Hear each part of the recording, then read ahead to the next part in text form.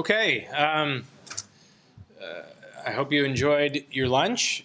Just a quick overview again of this afternoon. We have one more use case talk, and then we'll go back to the DAP and the DTS and talk some more about some of the technical things, also give you some idea of how to begin developing toward those services. So we'll just touch on a number of different things, a little more technical than what we've seen so far. So that'll be after this talk. And then at 3, we'll break out into the breakout sessions.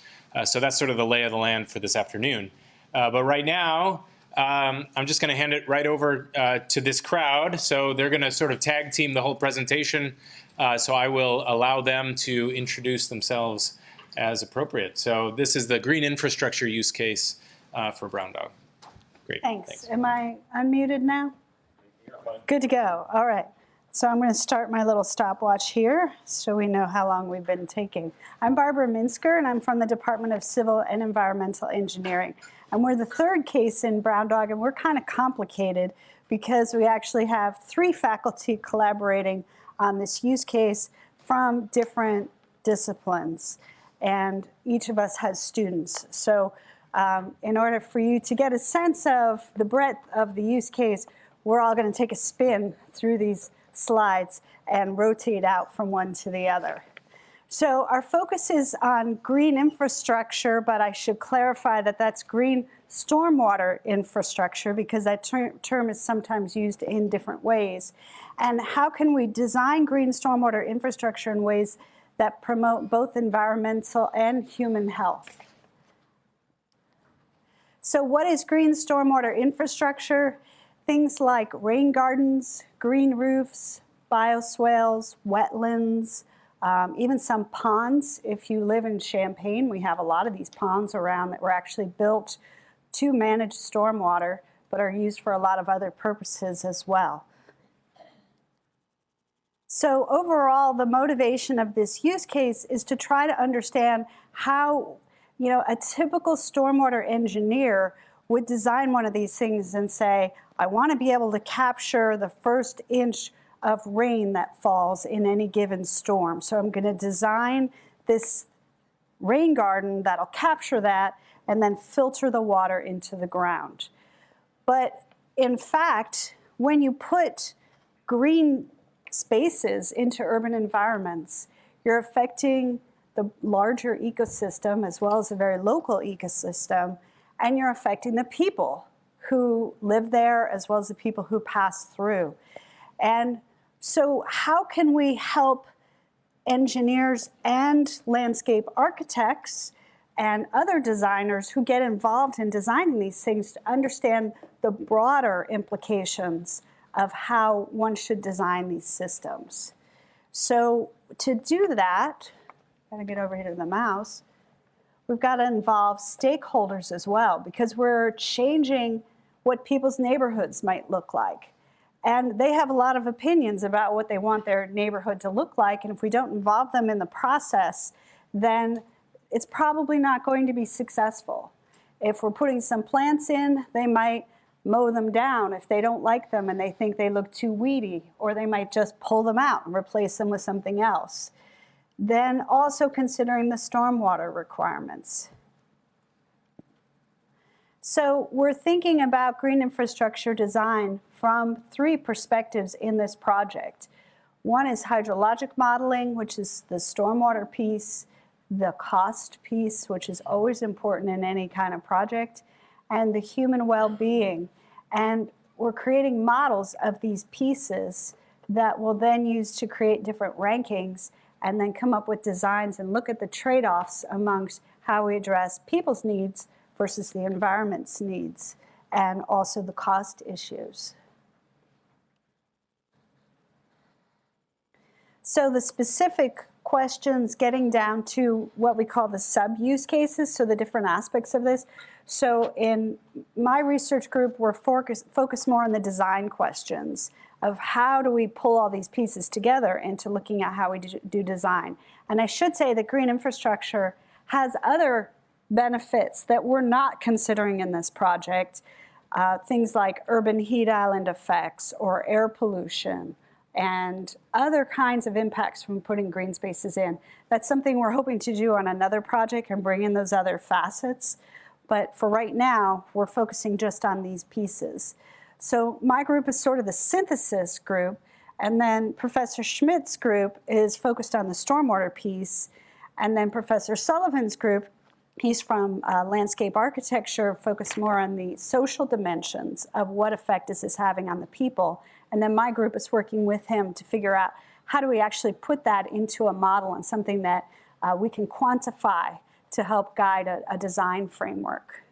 So some of the fundamental questions that Professor Sullivan's group is interested in is what kinds of designs and types of green infrastructure do people actually prefer? What is the relationship between having green space there, is it nearby, are you seeing it, and psychological well-being? What effect does it have that there's a green space when I walk down the street versus there isn't one? And how can we predict the impacts? So this is where my group's getting involved with this question of we haven't typically been able to do prediction where we have some new design and we want to predict how well people will like it so that we can sort through a lot of designs very quickly and come up with ones that we think people might like fairly well, and then show them things that seem promising rather than just wildly creating new things that they might hate. And then lastly, Professor Schmidt's group is focusing more on the green infrastructure predictions of their performance on stormwater and thinking about spatial scale and what kinds of models are more accurate at different scales. Because when you're working with stormwater, the scales go from the very small scale. When you put a rain garden in, it's maybe the size of one or two of these tables. It can be quite small. So you actually have changes happening at that scale. That stormwater then goes into a river and down that river, and it can affect the watersheds at the scales of 40% of the United States is the largest watershed. So the outlet from that takes our stormwater down into the Gulf of Mexico and has impacts down there from what we do here. And that's true in other places in the country as well. So how do we think about those scales? Okay, so I'm up now to hand off to Tom. And I'm not going to try and say Tom's last name, but maybe you can do that for us. And Tom is Professor Sullivan's graduate student, and he's going to tell you a little more detail on the research context for his part of the research, or his group's part of the research. Right. Thank you, Professor Minsker. So good afternoon, everyone. My name is Pongsakorn Tam Supakit Paisaran, or Tam, and I'm Professor Sullivan's student in landscape architecture. So there are several contexts that we are looking in this research, and in our lab there are two main studies that we are going to speak about. First of all, high school stress. Well, of course, you guys have been through high school. You can remember how stressful it was. Not only that your body changed, you have to handle coursework and your friends and everything.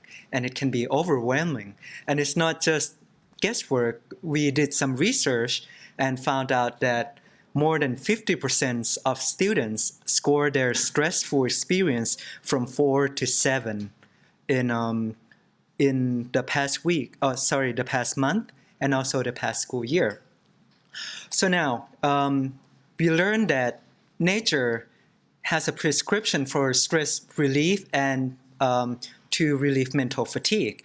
And we have this lovely study that conducted by our lab, our researcher sitting right in front, about how 15 minutes break can really improve your test score if you spend that 15 minutes looking out the window to a nature scene such as trees and gardens. And now our lab is working on trying to figure out if the context around the schools and the home of that teenager's lifestyle really impact their physiological and psychological well-being and their test performance. And now we know that the trees are really impacting physiological response. What we don't know is that our human also evolved to react to a certain kind of green stormwater infrastructure with rain gardens and bioswales with all its stranger designs impact human psychologically, physiologically, the same way or slightly different than with the tree rows, the street tree, and the neighborhood trees. And how different is that, or how can we put that into consideration when we design? So, however, in terms of the green infrastructure as a system, we might have some idea which Ankit would be presenting to us. Before Ankit jumps in, Bill, did you want to add anything? Okay, go ahead. Thank you, Tom. I'm Ankit. Good afternoon, everyone. I'm working with Professor Minsker, and my aim is to build a model, GI model, to quantify these human aspect of green infrastructures, basically social aspect of green infrastructure. So you see here an infograph which says that what people on social media saying about green infrastructure. What are their sentiments associated with green infrastructure? So this is the data from Twitter, and this is for the city of Chicago. People who are tweeting from city of Chicago with hashtag green infrastructure, we see some positive sentiments associated with green infrastructure, which makes us believe that the theory and the fundamentals, what we as an engineer and landscape believe in, people are also talking about it. So in order to build a model which would predict these human aspects, human preferences, and human health, we are thinking of using image mining and text mining approach to build this model. So in this slide, you see that there are two figures. On your left, you see an image with low preference. On your right, you see an image with high preference. The difference is there are more trees in the high preference setting. So the theory suggests that adding more trees, there's a limit that you can add trees, which would be preferred by people living in that neighborhood. So this is the framework we have come up with. On the left, this is the framework for image preference model, image-based machine learning model, which we have done some prototype of work, and we have got some results which are decent to prove that it's working. So here we have the images, green infrastructure images with ratings of how people like it on a scale of 1 to 5. And we extract image features using different 4 computer vision algorithms which maps human preferences through the study. And we built a supervised machine learning algorithm, which is an ensemble machine learning algorithm we are working on, adaptive boosting, and predict these rating on a scale of 1 to 5, 1 being worst and 5 being the best. On your right-hand side, there's another framework which we have come up with. This is still an initial stage. So it's for predicting human health, how human health is associated with green infrastructure and human preferences. There's a difference in human preferences and human health. So we are basically looking for text mining approach. This is a typical sentiment analysis. We will be using natural language toolkit from Python to do some feature mapping of those sentiments, keywords like blood pressure, asthmatic, stress, anxiety, those kind of feature extraction. Sorry, I think I'll let Sun Young to present hydrological aspect. Yeah, so what we're trying to do here now is predict the effect that the green infrastructure will have on the people, which no one has ever done before.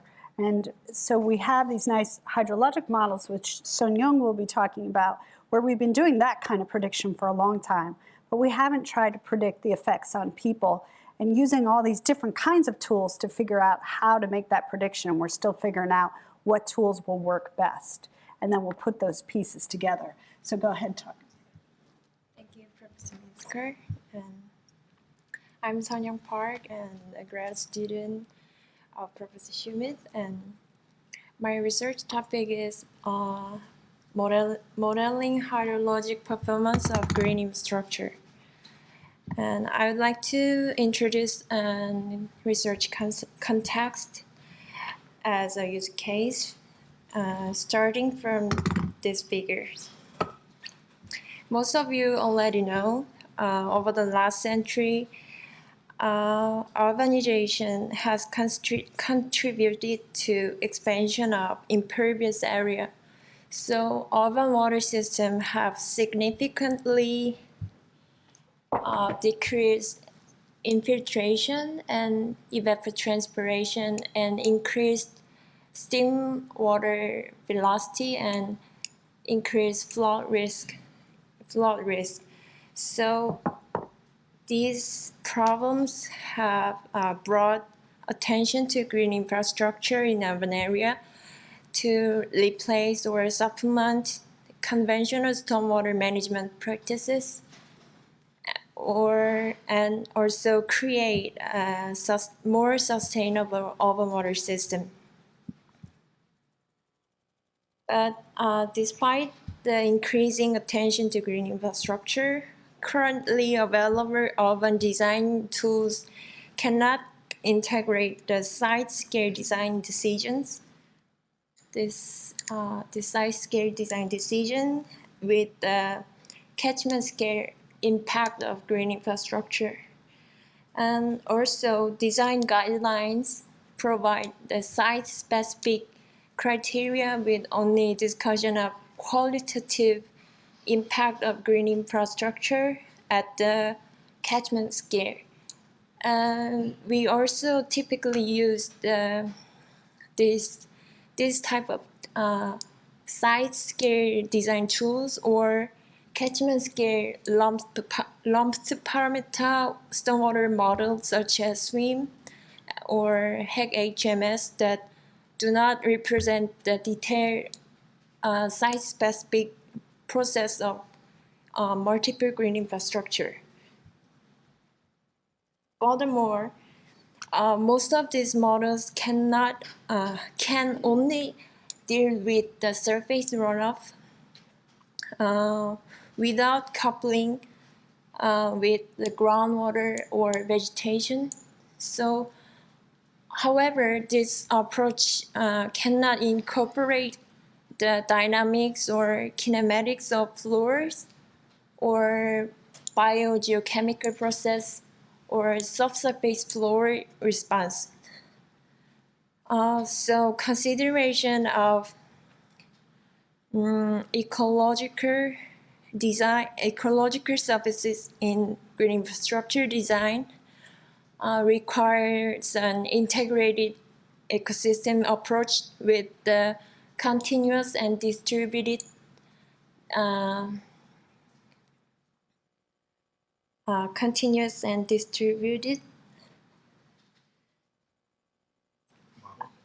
hydrologic representation.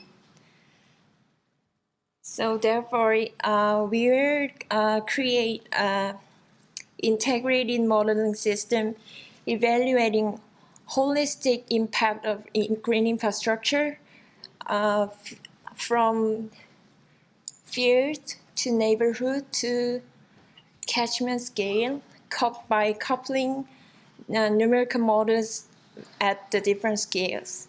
And this model eventually will be coupled with the human preference, which is previously presented by Ankit, with human preference and health or ecological to assess design trade-off.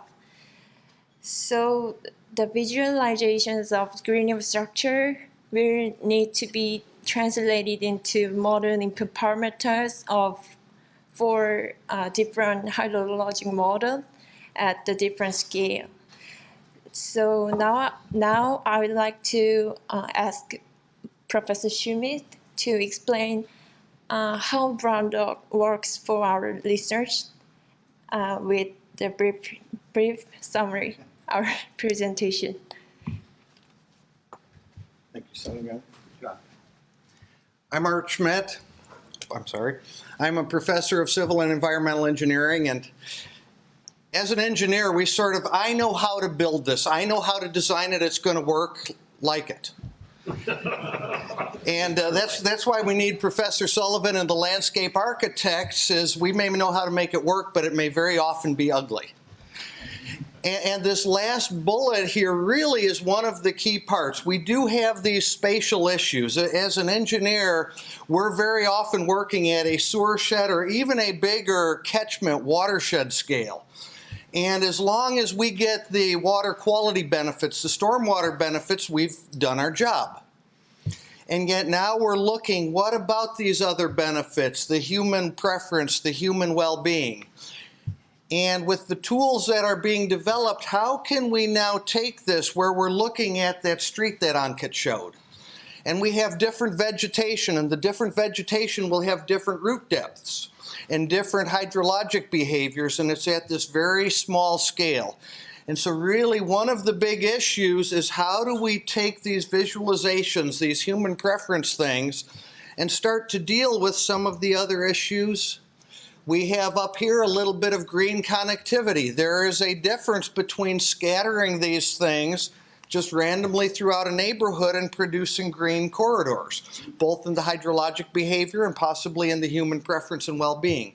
So how can we start to take these data and these non-engineering data sets on preference, on here's an image of something, and turn it into something that we can now, both from the very small green infrastructure scale all the way up to the watershed scale, start to talk about what's going to happen. At the same time, there's challenges of all the data and the very different formats and repositories for data in these urban environments. So putting these models together, compiling the data, and coming up with something useful is where Brown Dog's going to come in. A little later on, we'll talk about some of the tools that we'll use for that. But I think we've got a few more, so I better be quiet here. Thanks, Art. So in terms of terminology, when they say catchment and watershed, that's the same thing. And what it means is when the rain falls, all the land that drains to the same river, that's a watershed or a catchment. So that's the largest scale that we're looking at here. So that's a little more about the research context. And then the next piece we're going to talk about is, what does our data look like as we're trying to do this? And as you can imagine, looking at all these different dimensions of the human side, as well as the ecological and the engineered system, we've got quite a wide variety of data sets. Now, Ankit will tell us about those. Yeah, so as Professor Schmidt and Professor Minsker mentioned, we're dealing with varied kind of data. Modeling a GI green infrastructure designs is definitely a data-intensive task, and that's why we see a huge potential of Brown Dog services here. So here we have sort of a cloud of data, preliminary kind of data we are working with currently in all three sub-use cases. We have image data, RGB images. We have video data for human preferences, which is itself an unstructured data. We have data streamed online through APIs like Google Street View API, we have Twitter API, and we do have a text data mined through scraping blogs and comments, what people are saying about green infrastructure. They have positive opinions or negative. We have psychological data, which Professor Sullivan's lab is collecting. These are physiological measures, which has like blood pressure, heart rate, and skin temperature kind of things, which falls on the category of time and frequency domain data. For the hydrological model that the Schmidt group is doing is LiDAR data, soil map, GIS data. We also have GPS data to track the position of a user moving in a neighborhood.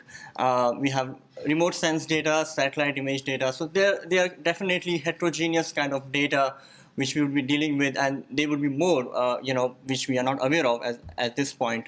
And so there's definitely a huge potential of Brown Dog. How could we leverage the service of Brown Dog to build this green infrastructure model? So I'll ask Tom to present what are the tools we would be using to analyze these models.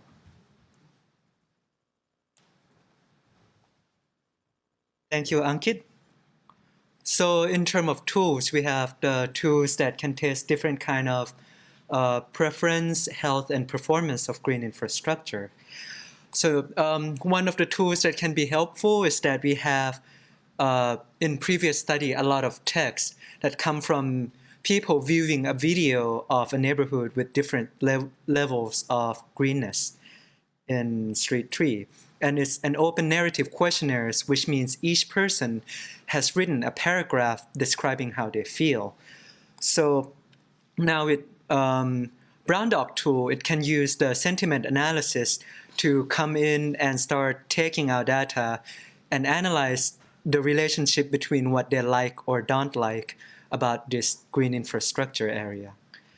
And to take that another step, in our lab, we have this method where a postdoc student has created this application. People can take a photograph and can comment on it as like Facebook or social media style, but it also take some of the coordinate system into it.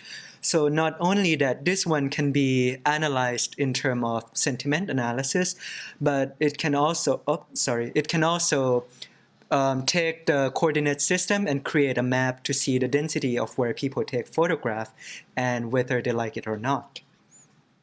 Another tool that Brown Dog could help is the statistical tool.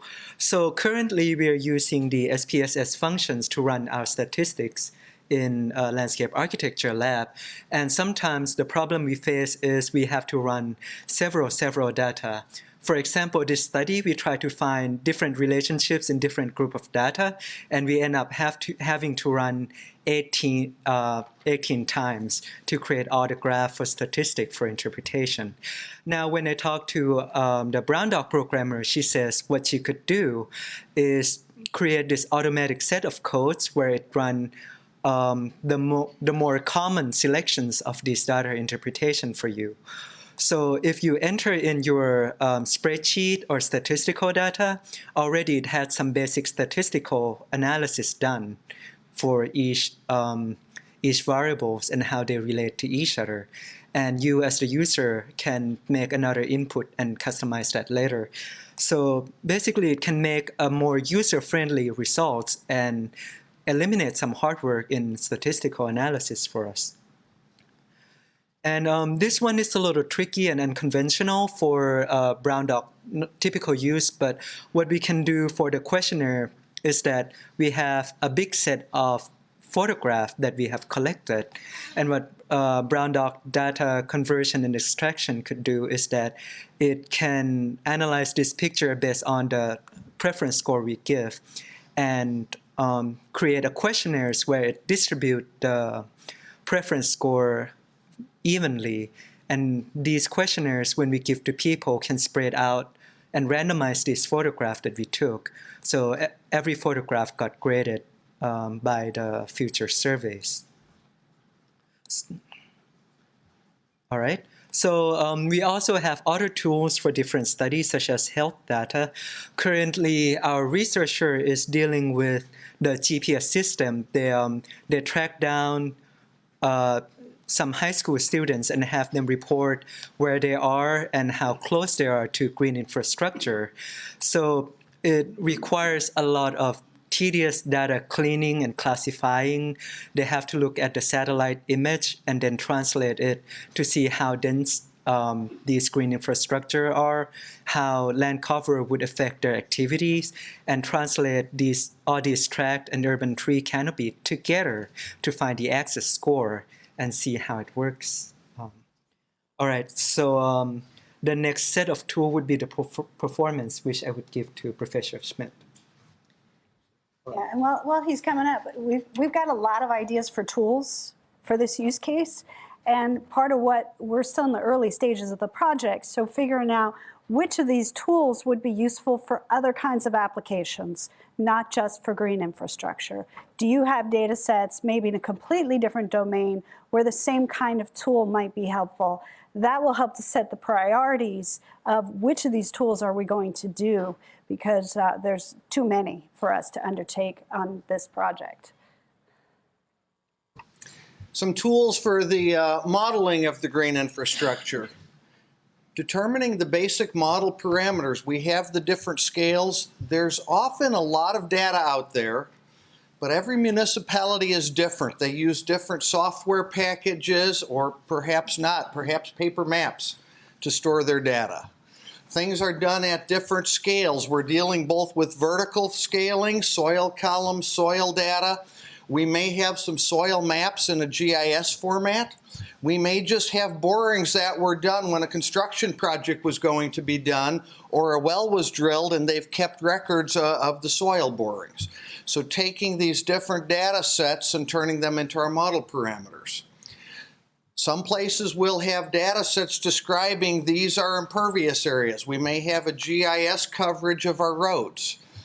We may have to go back to aerial photographs and digitize, and how do we determine, is this a parking lot or a rooftop, or is it a pervious area? So we have issues like those that we have to deal with.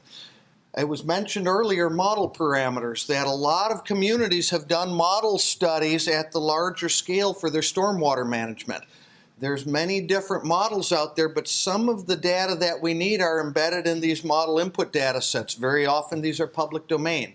But how do we take and translate from one model with different scales that we've discretized things in into the scale and the data that we need for the models that we're going to run? So a lot of these issues of coming up with the data archived in different municipalities, different GIS systems, paper copies into what we need, dealing with the scale, and then I mentioned earlier the tools that will take some of the GI preferences. We have a rain garden in a street view with a certain type of vegetation, and how will we turn that into the parameters geo-reference to put that green infrastructure in the model? So these are some of the things where we believe Brown Dog can be very helpful in us merging the engineers and the landscape planners, the social scientists to look at this complex system. Thank you, Art. So that's our little dog and pony show for you. And if you have some questions or comments, we'd be glad to hear it. I think we have about 9 minutes left. No, 14 minutes left before our 45-minute allocation's up. Yeah. There, can you hear me? Hi. Great. I'm super excited about all the brown dog use cases. This one happens to touch really closely on parallels with my research. And so first question, and maybe more of a comment and a request, which is on the rain garden photo and the sentiment analysis. You have put there a really key question on identifying tonality, because the tonality of this rain garden is a mess is a sentiment about that particular rain garden and not rain gardens in general, which is going to be a really tricky problem to solve. So woohoo, can't wait to see how you address that. Number two, this is the real first question, I guess. Sorry, I'll ask quickly. Are you leveraging other tools? I see that you're using the Python natural language, but are you also leveraging things like CI Shell and Sci2 out of Indiana at Bloomington and those other tools that are already out and open? So as we are at initial stage of creating this text mining approach, and yeah, there are definitely other tools as you mentioned, and thanks for that. We are still exploring, and we have what we have done is some prototyping, if that works, for sentiment analysis for human health prediction. So NLTK was something which came up in my mind, and started doing digging into it, how it works and how it performs, because quite a validated tool to work with sentiment analysis. But yeah, definitely we are open to other tools as well in future. Literally, Ankit, that little word cloud, he Yeah. made that yesterday. Oh, okay. So we can compare the word idea clouds came up then. like last week. Oh, we could do text mining. So he's been playing with it, but we haven't done anything So the serious challenge yet. is, how would we link human preferences rating with human health? They are two different things, Yeah. and the Right. linking is something we are exploring with different techniques like text mining and image processing. Great. I look forward to It talking would be with you. great. Thank you. Maybe during the break we could chat a bit, and it sounds like you might have some ideas that would be helpful. And one last question, and it's a Brown Dog specific question. Does Brown Dog assume we're all using HPC? Because once you start doing this on a desktop, it just takes too long. Why don't you answer? So that the idea is that it'll be backed by some sort of HPC resources. You won't have to. That is this REST interface. These client applications are what you'll see, but the computational aspects of it, we'll take care of when they'll be in the back end. Yeah. Yeah, so if HPC is needed, it'll be called and dealt with, and you won't have to. That's the beautiful world that we're all looking forward to. Yeah, question back there? You know, as I was listening to this, I was so struck with the ultimate goal of what you might be able to achieve if all your goals are met, and that is to obviously improve human health and happiness. And there's a tool that you can use where you can actually track zip codes by the driver's license and the BMI of the patient. So the BMI is expressed as the body mass index. So if you look, it's a public, I think you can, you have to do a little work, but you can get into the driver's licenses and they have the height and the weight of every individual. And then you can track the body mass index of the individual to your geographic area, which then is a very gross indicator of health. We know that the comorbidities of health increase as the weight and the body mass index increase. It's a poor man's method, but you already have all this geospatial business going on, and it would be such a simple layer to put on, which would, I think, give you a lot of powerful predictive. Yeah, that's a great idea. The challenge is to figure out, because so many other things affect human health, how do you figure out how much the green infrastructure itself is affecting human health? And we raised the question of connectivity, right? So if we're putting rain gardens in little patches around the city versus putting a greenway down the city, well, with the greenway, people can bike. If you've ever gone out to a greenway in cities, you'll see people out there biking and walking and doing all kinds of exercise. So if you had a greenway nearby, that might, bring the weight down of the people who are in that area. But how could you separate that from a lot of other facets? So then we have to. But This is where we call on Bill. You can do that. You can do that, and what you need is a large sample size so that you can statistically control all these other Control the other covariates. stuff. And Yep. so it's not Yeah. that difficult. It's actually But you people have in to have public enough health. data, People right? in public health do this all the time, and we use their methodologies. But it requires a large data set so that you can Yeah. actually control these Yeah. things. And in terms of the green infrastructure data sets that we have, where we've looked at images and how well do people like these, and then how do they respond to these actual images, those data sets are not really big. So how do we tie those together with the public health data sets? Those are some of the research questions that we're trying to figure out. And wonderful suggestions. So we'd love to talk with both of you a little bit more later. Yeah. I was just curious if there's been any thought about taking, translating individual GPS tracks. I'm sorry. The point about translating individual GPS tracks. But so, are you talking about aggregating data from people's? Essentially they have their cell phones track them wherever they go. Some people have, particular apps that track them when they run or do exercising. It seems like that could be overlaid. Tong Ying, do you want to answer this one? Turn your mic on. Or do you want me to? Well, Just tell them what you're doing with those students. yes, we're not aggregating those data. We're looking at individual level access to greenness. And But I think there's one piece that's missing here, which is the idea is you hook the students up with some instrumentation and GPS monitor and other things that measure their physiological response. And then you send them out in the city and see where they go and what kind of green infrastructure they go past. yeah, so And that's the data she's talking So about. we're matching individual level access, like GPS tracks with individual level psychological well-being. We can use GPS device as well as mobile phone apps for the tracking purpose. Thank you. Any other questions? Still got a little bit of time.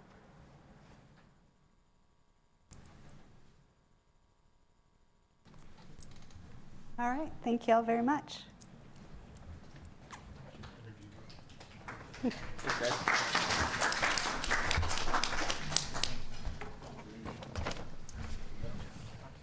right, so hopefully by now you're getting a better idea of what is science use case research, what is Brown Dog, how they're working together, what Brown Dog is sort of proposed to do for these science use cases, and also I hope you're still thinking about your own research and what Brown Dog could possibly do for what you're doing.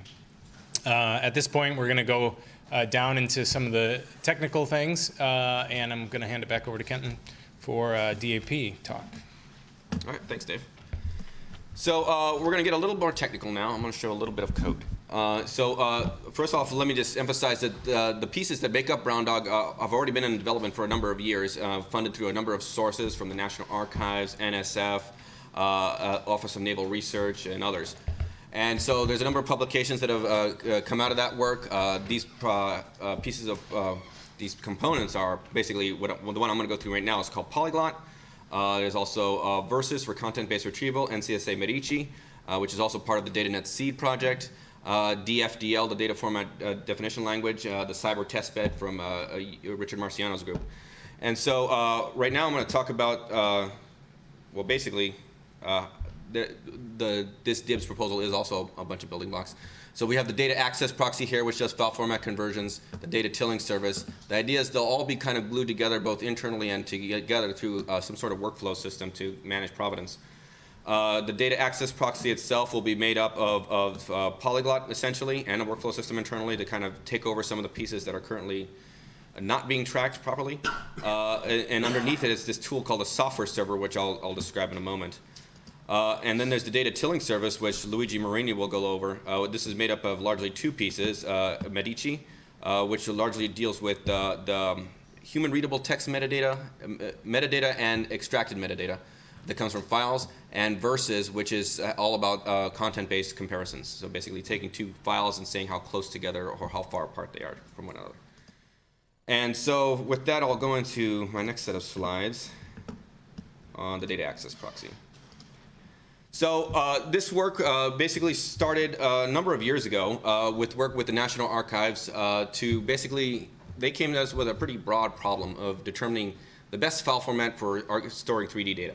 So they are in charge of storing all government agency data for 1,000-something years after the fall of the Republic.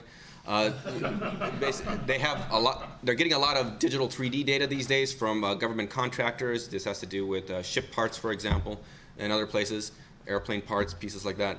And so basically they asked us, well, there's a lot of them, they can't read them, they can't enforce any specific file format, even though they have standards that everybody gets a waiver. So it basically doesn't work out. And so they wanted to know what would be the best file format to store all the data in. So a very broad question, really up to us how we wanted to answer that. We decided we wanted to do it in an empirical process, really throw some data at it and see if we could say why this particular file format is better than this other particular file format. So why do they? So basically, the abundance of file formats. This is where we started getting into this. Is a problem. Basically, will the software be around in the future to load that? Will I even have access to the software if it is around? Is there a specification for the format describing what the bytes are? Do I have access to that? Was there a specification to begin with? And so with 3D data, I put together this little slide that I'm glad I could reuse again. Basically describing the problem with 3D data, which seems to be bigger than most, is like every piece of every application that does 3D data seems to make up their own format. So this is a number of open source and commercial software applications that does 3D data stuff. So commercial stuff like AutoCAD to Maya to Cinema 4D to open source stuff like Blender and so forth and so forth. And it just goes on and on and on and on and on.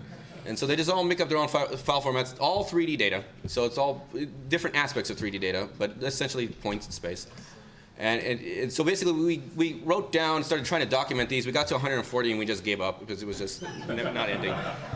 And so basically, so to answer this question of what was the best file format to store data in, so we decided that to do this empirically, this will somehow involve conversions because they have an archive filled with data the way they get it. So they have no power over that. And so if they want one file format, they're going to have to convert from the original file format to that one file format. And so basically it will involve conversions. So one aspect of conversions is, well, basically to do that, first of all, is a daunting task, as I mentioned already. It says there's a lot of file formats out there. As just for 3D alone, there's a whole bunch of different file formats. A lot of them are closed and proprietary, especially in the realm of 3D data.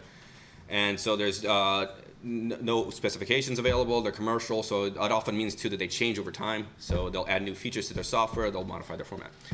And so that's really irritating. So basically, it makes it really difficult to support all these formats yourself. So for me as a developer, or my team as a development team, to try to support all these different file formats, it's like a moving target that you don't really see completely anyway. So it's a daunting task. Also, these file formats, though they all do store 3D data, store different pieces. So there's different aspects, like for 3D data, there's different ways of storing that 3D data. And so basically, as you go from one to another, and this is true for all data really, as you convert, is you tend to lose stuff. You lose information. So this information loss occurring there. And so we decided this is a good way to do our empirical studies. So we have to pick one file format, and it involves conversions. We'll measure information loss. So we'll basically make a study where we have the sample data. We'll try to go from it to every other possible format we can get to, find out some way of measuring the information loss, and then pick the one that results in the least amount of information loss from a given archive data set. So that's kind of the way we formulated our problem. So again, with regards to just going back to 3D data, there's different ways of storing 3D data. There's faceted representations where there's points and triangles. There's boundary representations where you kind of have curves representing the boundary of the model. There's constructive solid geometry where you have kind of spheres and cubes and stuff, and you kind of combine them together, subtract them apart, and get general 3D structures out of that. And so going from one representation to another representation usually results in some sort of loss, or if it's even possible. So like going from a B-rep representation, which is a smooth representation, to a polygon representation, you basically blow up the model. So with smooth curves, you can zoom way into it. If you've seen scalable vector graphics, for example, you can zoom way into it, and it looks the same. This is analogous to going to a raster image where you have pixels then. So to have the same quality, you have to have a lot more pixels. So it blows up the size of the data. To do the opposite, going from that alias representation from like the pixel version to the curve version, is kind of not trivial at all. It requires some sort of intelligence, involves AI kind of thing, and so it's not really invertible. So different 3D model formats, they all have different pieces of information. They're not encompassed in all of them most of the time. So there's some sort of information loss that's going to be accrued by just going from one format to another. So the idea here for what we wanted to do was measure that. So into format conversions, which has to do with Brown Dog. So the problem here is for that particular study is there is no universal converter for anything. So for 3D data, there is nothing like image magic. So if you've done conversions with images, there's image magic, which is really nice. Converts between a lot of different formats. Not everything, but a lot of them. There's nothing quite like that for 3D data. So the idea is we needed something like that so that we could take our data in its original format, convert it to every other format, and then kind of measure the before and after, the contents before and after, to see what changed for our study. So basically what we decided to do was a different approach. So again, there's no image magic for 3D data.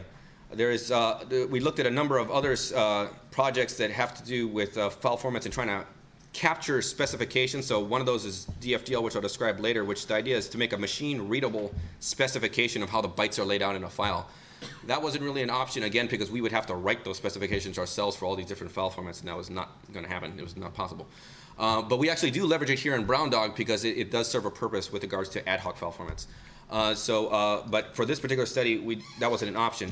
So what we did was something a little bit different. So we came to this notion that, well, these file formats exist out there because some piece of software decided they needed that file format. So there is a piece of software out there that is able to open that file format. Usually, software will also save it into a handful of other file formats as well for some degree of portability. And so the idea is, so that software, we're going to assume that exists somewhere. Otherwise, the data is just useless. So what we did then do is decide is we're going to take all of that software together and basically chain it together, all its capabilities. So this particular application can open and save X, Y, and Z. This other one can do A, B, and C.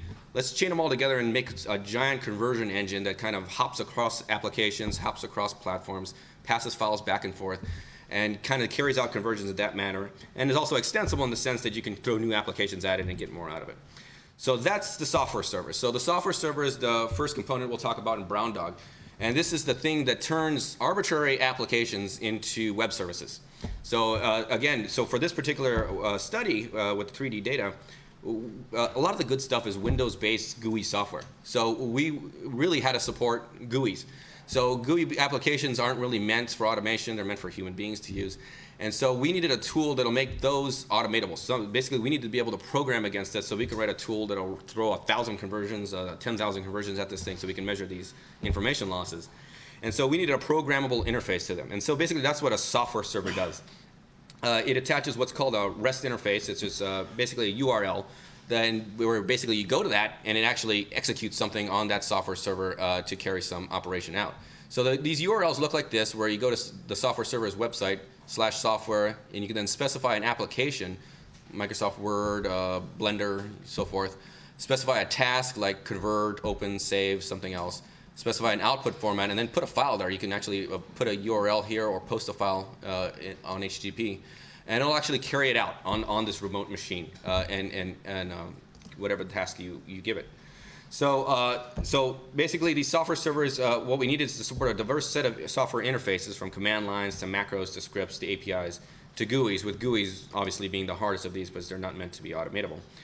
And again, the characteristics of this interface is that it's programmable and consistent across all software. So all software, you can talk to it the exact same way through these REST interfaces. Basically, the way we do this is by wrapping functionality within software. And this is kind of how tools get incorporated into the DAP now in Brown Dog, is by wrapping functionality within the software. So like the open operation in a GUI application, how do I carry that out? Or if it's a command line thing, that's kind of easy. You just call the application. But there's a number of aspects that you have to do with this. So I'll show some videos of how this looks and a few examples of these wrapper scripts. But there's a number of constraints when you're dealing, especially with GUI-based applications, is that you're messing with the desktop. So one thing is that if it's somebody's desktop, they can't be using it also. If it's a virtual machine, it's of course fine, which is the case here, where we'll have these virtual machines. But you also have to protect that desktop. So two applications using the desktop at the same time will collide with one another. The mouse clicks where the mouse is at, where things are being typed in. So there's certain management aspects that have to be considered as you do that as well, to kind of protect the environment. And so that's actually a pretty tricky part when dealing with GUI applications, because if it gets messed up, if the state of the desktop gets contaminated, you essentially have to kill it and start it again, possibly restarting the whole machine. If you have multiple instances of the software on multiple machines, that's the kind of way we deal with it in the cloud. So basically, let's talk about GUI applications. So in terms of automating GUIs, there's a number of ways of doing this. Many people are familiar with AppleScript. So AppleScript is a way of automating applications on Apple computers. These tend to only be useful with applications that support AppleScript, so they'll basically expose certain operations that can be called within the script. But they are pretty robust after the fact if that is the case. In general, though, we're assuming that the applications tend to not support these kind of things. They're meant for human beings to use. And so we looked at a number of ways of automating these kind of applications. The ones we looked at were AutoHotkey and AutoIT, which AutoHotkey is derived from. These are basically GUI-based scripting languages. You basically tell it where to click on a window or in a menu, or to search for a particular window with a given title, and click on a particular menu with this file name in it, or other stuff like that. So a bunch of stuff happening in the back end to kind of find out where menus and windows are at. And so it's unfortunately it's OS dependent. So it's for Windows, this particular application. So for these software servers to be general purpose, we basically need to support a number of these things. So for like Apple, we'll support AppleScript. For Windows, we'll support AutoHotkey and AutoIT. For Linux, there's this thing called XNI, and there's this other one Edgar's been playing with to do that. So the idea is to support a number of these things.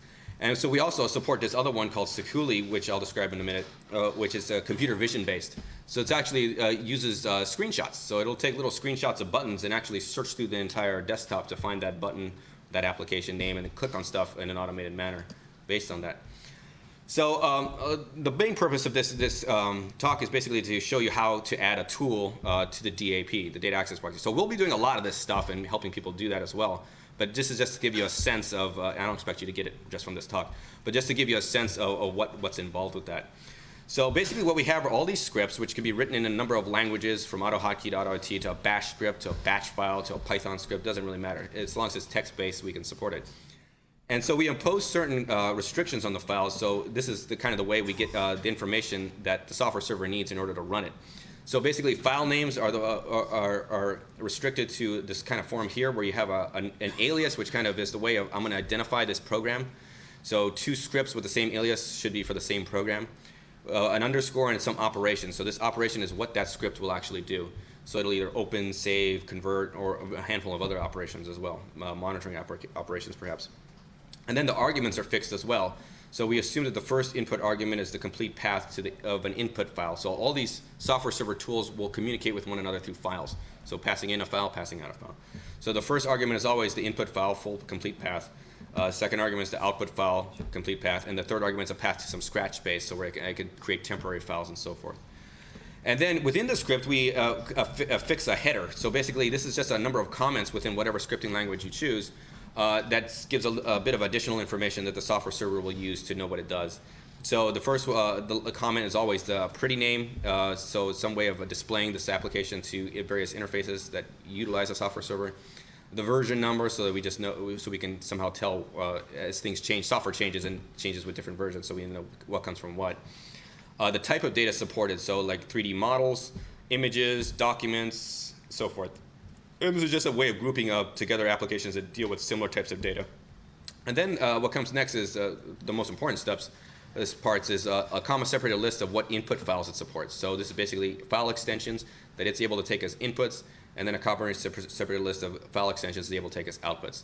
And so from that information, it's able to basically use it basically assumes the script does what it claims to with the comments and the naming convention. And basically it's a black box in the script of how it actually carries that out, whether it's a simple command line call or if it's an actual elaborate GUI interaction that's going to do what it claims to do, opening some file and saving it as something else. So there's a number of operations supported: open, save, convert. A convert basically does both open and save at the same time. A number of maintenance operations like exit to elegantly exit an application. This is something we use to kind of maintain applications that are buggy. We exit them after every call. A monitor application which looks for problems that often occur with certain applications and see like a pop-up menus often pop up with some applications, close them. And a kill operation which tries to kill an application when things go completely awry. So, and then lastly, a modify operation which kind of encapsulates everything else. We were trying to make software servers do more than just inputs and outputs, kind of change the data as well. And a modify operation actually supports that. We won't be using that here in Brown Dog, however. Basically, with regards to managing software, software servers basically wrap individual operations such as open and save, but a software server never ever wants to expose either one of those because they are not autonomous. They depend on one another, so you don't want, remember this is a service that we're using these as, and so you don't want one task coming in saying to open a file in an application and then save it in a different application with another task coming in between and messing everything up, closing the window, changing it to a different window, and so forth. So a software server will kind of group these things together, group together open save operations and open modify save operations as well to a single operation, and just expose those. And I already mentioned a bit about the monitor tasks, and the REST interface.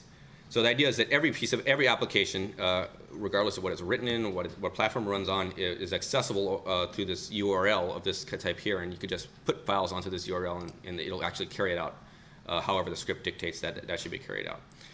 So going into a bit more depth with the GUI-based scripting, the first thing we used again was AutoHotkey. A little bit, maybe more than you want to know about how Windows works, is basically a message passing system. All windows, all menus are instances of Windows. They have IDs. They pass messages to other windows. And so what you can do is intercept those messages and basically record them and then play them back however you like later on. And so AutoHotkey with this tool, WinInspector Spy and others kind of help you do that. And so you can capture operations and replay them later. So this is an example of one for a 3D application called Adobe 3D Reviewer. I'll just walk through it briefly. So basically, when I walk through it, it'll be readable. So basically, the first command here is if a window doesn't exist called Adobe 3D Reviewer, run this command, which is basically calling Adobe 3D Reviewer. And there's some stuff like wait until it actually opens. So wait till there's a window with that name present. Bring it to the forefront if it's not, so sometimes it's necessary. So you basically activate the window with that name there and wait for it to actually be activated. And then this next part down here is what actually calls the open command. So it's posting a message with this ID here where I got that ID from WinSpectre Spine, which intercepted it when I did a test run through the application. And so basically it sends that out later on in the script, and which basically mimics pressing the open button in Adobe 3D Reviewer. And so basically what it does then is it waits for a menu, a dialog box with open, the title open to pop up, and then it basically fills that edit box with the first argument I pass in, which is the input file, and presses the enter button into the first edit box, which is for the enter button. And basically the rest is just a little bit of housekeeping to make sure that it doesn't close before it actually opens the file. And so this, again, you're not supposed to get it just from this, but it's just to give you a sense of what's involved, so incorporating a GUI-based application. So we also just use AutoHotkey for command line stuff because why not? It's easy enough. You can use bash files though, bash files, Python scripts. And in which case it looks really simple. You just call this run wait command on the command, pass in the input arguments, input and output arguments, and it just calls it. And so you can do this for a number of things. Even sometimes applications with GUIs that you think are just GUIs, they sometimes have a headless version, especially open source stuff. So like OpenOffice has a headless method of running it where it has no GUI, and you just run it from the command line. And so you could do it like this as well and just pass in the arguments and get out your result. So GUI-based scripting suffers from timing issues. So basically a computer is pretty fast at reissuing these clicks and commands. And so it sometimes will try to do it before menus actually open up, windows actually open up. So you have to be really cautious about that. And sometimes that's the bulk of these scripts, is trying to just be careful not you wait until it actually opened up and did the operation. So for example, with this just in Notepad, is a human being clicks on file and open and enters some text here to open actually a file. So the naive thing to do would be create a little AutoHotkey script that just basically does that. Select an item and file open. You can also do it this way, and then set the text box and press enter. Problem is that it'll oftentimes execute so quickly that it'll try to type in the text before that dialog box actually opened up. So you have to be careful with that kind of thing. So the fact is human beings see, so they're basically not clicking on stuff until they see the previous thing they were looking for. You don't click on, start typing in text until you click on open, and you don't basically, until you see that dialog box, you don't actually start typing anything in there. So we looked at alternatives to this, and this is what I alluded to, the vision-based scripting languages like Sikuli, where it basically uses screenshots trying to mimic the way the human does things. It's looking for a particular button, it's looking for a particular menu item to actually do these things. So Sikuli is kind of nice. It comes with a nice development environment where you can actually easily take screenshots from the development environment. It's based on Python. And so basically you can call some program in Python, like Notepad here is just a simple example. But then from here, you can click on these commands on the left here, like click, and it'll open up a window. It'll minimize itself and then let you take a screenshot of your desktop somewhere. So I can find that menu item and take a screenshot of it, and it'll stick it in the code for you. And so you could do that for all your menu items, and it saves this Python script with the associated images, and when it re-executes it, it looks for those images all over the desktop to basically re-execute the script. So this is another way of controlling GUIs for software servers. So it's got its own issues. It's a little bit slower because it does have to search the entire desktop for these images. It is cross-platform because it's written in Java too, though, however. And it also suffers from the fact that if it's dependent on kind of your settings of the environment, so fonts, sizes, desktop background, stuff like that, change the image, so it changes what it looks for and it won't work. So it's kind of a give and take, so you kind of have to choose the language that fits your purpose. If it's command line stuff, you could choose any number of things again. And so AutoHotkey actually does support image screenshots too, though they don't have a nice environment like Sikuli does. So we actually made one. We made one for Eclipse, basically where you can basically write AutoHotkey scripts, and when you get to a command such as image search, which is the command in AutoHotkey to do that image comparison, it'll again minimize itself, pop up this little window where you can then capture some piece of imagery, like the open box down here, click capture, and then it gets stuck into your code here so that you can execute it, and it'll save the images along with the code. So. So basically, this is, in essence, what a software server is. It was targeting GUI-based applications, because those were deemed as the hard things in terms of automating. But again, it supports command line stuff. It supports stuff that have their own APIs. So like, for example, Blender, an open source application, supports Python scripts. So you can take care of that as well. And so what we did as part of this as well, and it'll play a role here in Brown Dog as well, is we ended up documenting so basically, you have this ability to control applications. Well, what applications are out there that I can use as part of this service? So we built this thing called a Conversion Software Registry as a database for that kind of thing. And it's just a web-based database that basically takes an application and turns it into not so much the application, but what it's capable of. So what does it open? What does it save? Where do you get it? And so forth. What kind of license does it have? And so basically the CSR database is just a catalog of that stuff, and then you can then search it for information that you want. So you would go through this and type in a particular file extension as an input or an output and get back a number of results. This one's not important. I'll skip this one, but for the rest I'll just switch over. So basically you type in the file extensions that you're looking for, and it'll present a list to you. And you could also tell it, if no single application supports a particular conversion, you could tell it to search through a number of intermediary file formats as well. And so you could select that here, and it'll return to you a number of hops, and let you know which applications are needed in middle. So in terms of building a system around this, it would let you know which applications you need to either obtain or purchase to carry out the conversions you need for your particular application.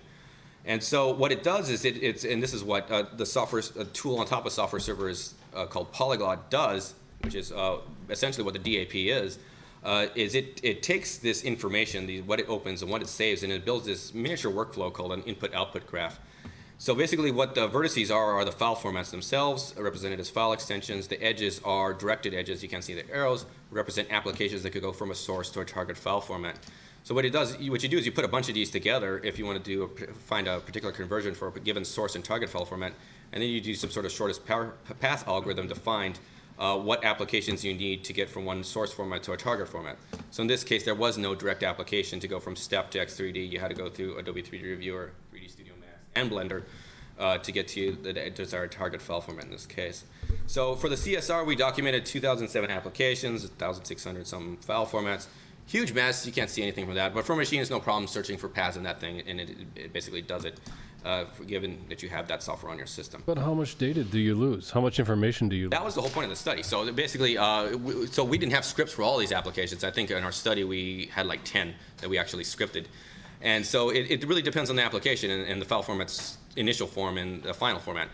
And so sometimes a lot. So for 3D data, you lose all the faces, you lose all the texture, stuff like that, but you can still see the general shape of it.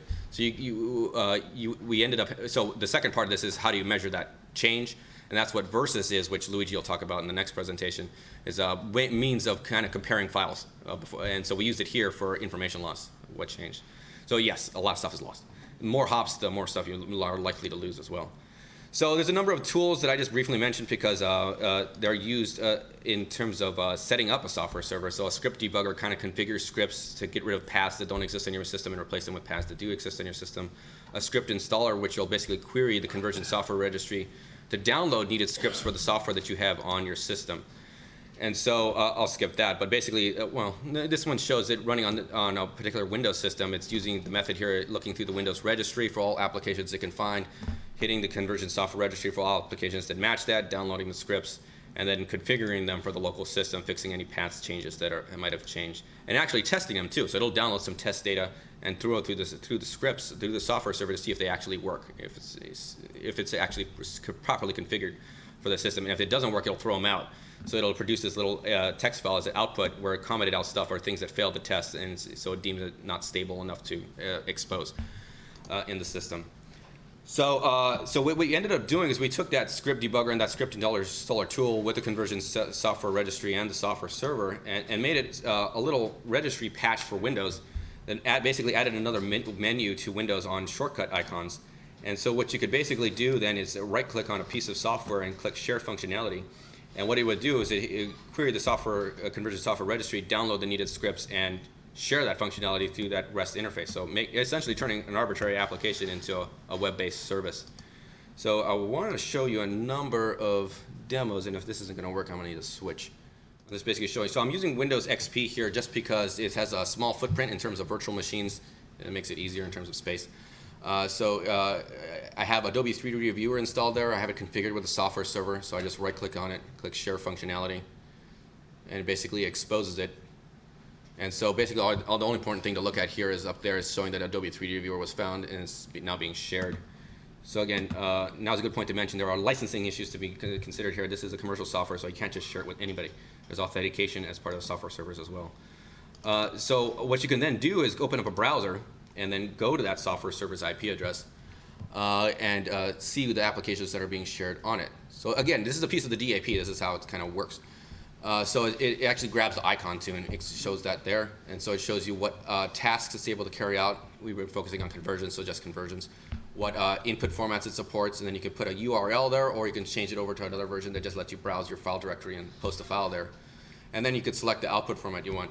Again, the important thing here is this REST interface call down here, which is always being shown to you, but that's the main way you're supposed to be talking to this thing, not through this form. And so I'll click the submit button, and it'll actually carry it out.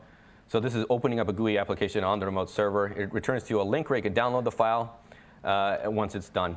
So the next slide will basically show you what's happening on the VM as it got this request. So it gets this request to use Adobe 3D Reviewer. It'll call the auto hotkey scripts needed to open, save, and monitor, and so forth. It's just clicking along, opening stuff up, and saving the output result. So that's basically what happens back on the server. And so you can do this with a number of applications. So here I basically go through and I share a number of additional applications in this setup. So I think I share Microsoft Office.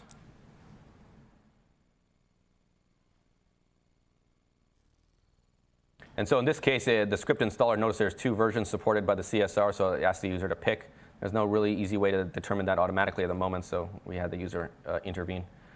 And so now Microsoft Word is shared as well, and then I go through and I pick another application, Blender as a 3D, open source 3D software, and I share that as well. And so for this case, the script configuration tool needs to run through it because the paths are wrong, so it's basically searching the file system for where Blender actually is, and it's configuring it, the scripts for that system. So if I go back to the browser, I can then basically reload and see the new applications that are now available there. So now Blender and Word are there also. And so I think in this video, I go ahead and click on Word and use that to just take a really simple text file and convert it to a really simple doc file and convert it to a text file, or vice versa, I forget, we'll see. But, and so back on the server,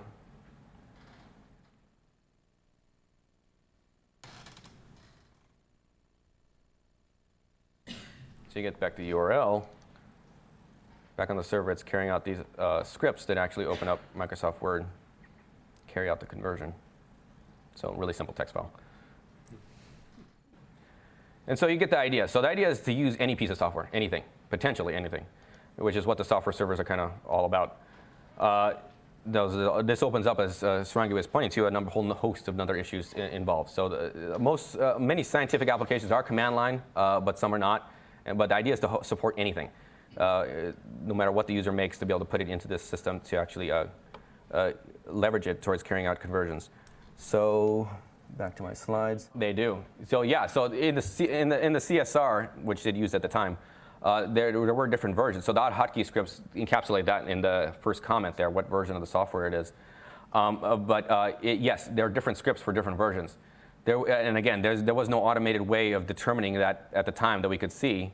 There might be some way we could come up with, but so we basically had to the user manually select. This was the 2007 version, this was the 2010 version, and so forth. But yeah, so versions definitely do matter as part of that. But the thing is, once you have it set up, you're done. So you don't ever have to do it again. So basically, you can share a whole bunch of different applications and expose them through this REST interface. Again, the main way of interacting this is through the REST interface. So if you go to /software, you'll get listed all the software that's on this machine in either text or HTML or JSON or XML, whatever you want. And so that a program can communicate with this software through this REST interface. So applications, programming languages, many of them these days support interacting with HTTP. So Python, Java, you name it, can call these REST endpoints and get stuff back. So if you go to a particular application, it'll show you what tasks are available, in this case just conversions. If you go to the conversion task, it'll show you what output formats are supported for that particular application and task. And then if you go to that one particular output format, it'll show you what input formats are supported by that. And so you can do stuff like this little bash script here, which actually carries out conversions on a directory, converting from one file format to another. All this stuff mostly just variables, a little bit of code. And basically it's showing you what host, what software, what application, what task, what output to use. So I'm converting all step file formats, a 3D file format, to IGES file formats, another 3D file format. And so basically it's using the curl command in Unix to put these files there, and the wget command to get these files back out when they're ready. And so that's it, and this basically carries out these conversions, potentially using several hops and several applications over several different machines to actually carry it out. And so yes, we do support authentication. You can put a user and password in there as well and set it up with HTTPS so it's not exposed over the web. So I think I'm going to skip some of this stuff because it's a little more technical than I think I want to go into. But there's a number of interfaces to interact with software servers. There's a Java API, so you can basically interact with it directly from Java as opposed to the REST interface. You can create these task jobs and basically submit these jobs and get back output files based on that, where you can call individual applications as you desire. Basically, you can interact. There's a command line tool as well, where you could just basically call it and interact with it directly from the command line, listing files in your local file directory, creating a task, submitting it to the software server, and then getting back the result once it's done. We've also worked on, we also thought this would be an interesting tool to integrate into a workflow system. Most workflow systems incorporate a number of command line tools. We thought, well, it would be kind of cool to incorporate GUI tools too. So Chris Damaro, one of our senior developers here, made it work within our DataWolf workflow system. So basically, it takes a software server, a host name, and you can basically add it to a workflow. It'll basically query it for what applications it has, and you can specify there's some MIME type matching that you have to do to match. Because DataWolf uses MIME types and software server uses file extensions just because they're more readily available. So you have to map between those things. But then you can pick what applications you want to add to your workflow. You basically add one by one over to the right here. And then you can create little workflows where you have your data, your application. This is a command line application, but any application that the software server had, and basically create little workflows like that. So one of the key aspects that we looked at when creating these software servers was robustness, because you are using GUI applications. They're not meant to be automated. They're meant for human beings to use. And so the idea is they do fail quite often, actually. And so the idea is for the software server to be able to regulate itself, to monitor the desktop and be able to recover as elegantly as possible without messing things up for the entire. Remember, there's a bunch of them. So there's a cloud of these things, and so one failing shouldn't mess up everything. Or itself too much. So we did a little experiment in an eScience paper a couple years ago where we took a number of applications and we tried to deliberately kill it by basically taking files, test data set, and renaming the file extensions to random stuff. And so we throw it at these. So we take split the data set into one that was with extensions that were valid and one that was invalid, and we just randomly throw these things at it and see if we can how many tasks per hour it was able to continuously process through without falling over. And so basically, we were pleased that it didn't fall over. So basically what happens is you throw this junk file at it in an adversarial manner, is the task per hour drops down because it's basically having to kill applications and maybe even restart VMs once in a while. But in essence, it's able to continuously go through, tasks drop down, but server does not crash. And so we measure this for command line stuff like ImageMagick and IrfanView, and GUI-based stuff like 3D Studio Max, which is really heavyweight actually, and Microsoft Word, where you could get with just one machine around 355 tasks per hour, which is not bad, which is not a lot, but think about a human being doing that with that software, and it's pretty reasonable. So basically, that's the software server, and that's the way we're incorporating arbitrary software into the data access proxy. It's the component that's responsible for putting these pieces in there. And it'll be used by a thing called Polyglot, which I'll describe after this, to kind of chain together these conversions to carry out, using that input-output graph, carry out a conversion across the union of the capabilities of all that software. So before I go on to that, let me just quickly describe the data format description language. We decided to add this also onto Brown Dog in terms of supporting what we see as possibly many ad hoc file formats that are out there. Also non-ad hoc file formats if we can. It's a little complicated to write these DFDL schemas, so we'll see how that works out. But for ad hoc stuff, that should be a really valuable way of documenting how the file is actually laid out and the data in there. So basically, DFDL is an extension of XML schema. If you know that, it's a way of just describing data. It's machine readable and human readable, theoretically. And so basically, what makes it different from just normal XML schemas, it describes how the bytes of the data is laid out actually in the file. So it works for both text-based files and binary files. Version 1 of the specification was published in 2011 by the Open Grid Forum. So it's being an implementation is being actively developed by IBM and also by Tresys Inc., who's actually taken over the open source implementation called Daffodil, which we started here in NCSA. And so we're using Daffodil in Brown Dog now for DFDL support. So what it does is basically you write this definition of what a file format looks like, and then it's able to basically take that, a file, and then spit out XML that kind of represents the data in that file. So as a really simple example, it's a really simple CSV kind of file where you have some rows and columns, so last name, first name, age, and a couple entries into your data there. So what a DFDL schema looks like, and again, this is not, you're not going to learn it just from this one slide, but just to give you a sense of it, is basically you first define the XML that schema that defines what that data looks like. So basically, there's a number of elements, the overarching one being the entire file. It's a complex type, meaning it has multiple sub-elements to it, made up of a sequence of rows, basically, where the first one is another element, the header row, that's basically defined right here in this XML schema. And basically, that happens at most one time. And then there is, it's basically a title made up of strings and so forth. And then what comes after that is another sequence, the other rows that kind of map onto that header row. And so that one is unbounded, and it's basically the items and their strings as well that make up that that CSV file, these things up here. And so that's XML schema. When you add DFDL to it, it basically describes how it's laid out in the file. So basically, up here it says that the lines are separated by new line characters, and these come at the end of the lines. Stuff like the commas separate the individual items down here, and basically the number of items should occur the same number of times as they occur in the header. How many columns there actually are there? So this defines this little CSV file here, so that when you run it through DFDL, you get this dump here of XML where I have my header, which has last name, first name, age, and then a number of records that come after it that match onto that. So the key to making a useful DFDL schema is I'll probably map it to some metadata schema or ontology as well. So for example, friend of a friend in this case to map these things into there, because if you have multiple schemas for the same type of data and mapping onto different things, that's potentially not so useful. You can't read this here, don't try. It's basically a DFDL schema I wrote for a real file format called PGM. Simple, but still it took a little bit of time to put that together.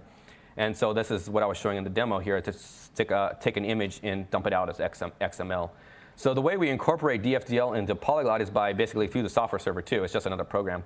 And so basically we have these little scripts that take XML schemas, DFDL schemas from the name of the file. So you name them like this, CSV_XML. And so this is a valid software server script name.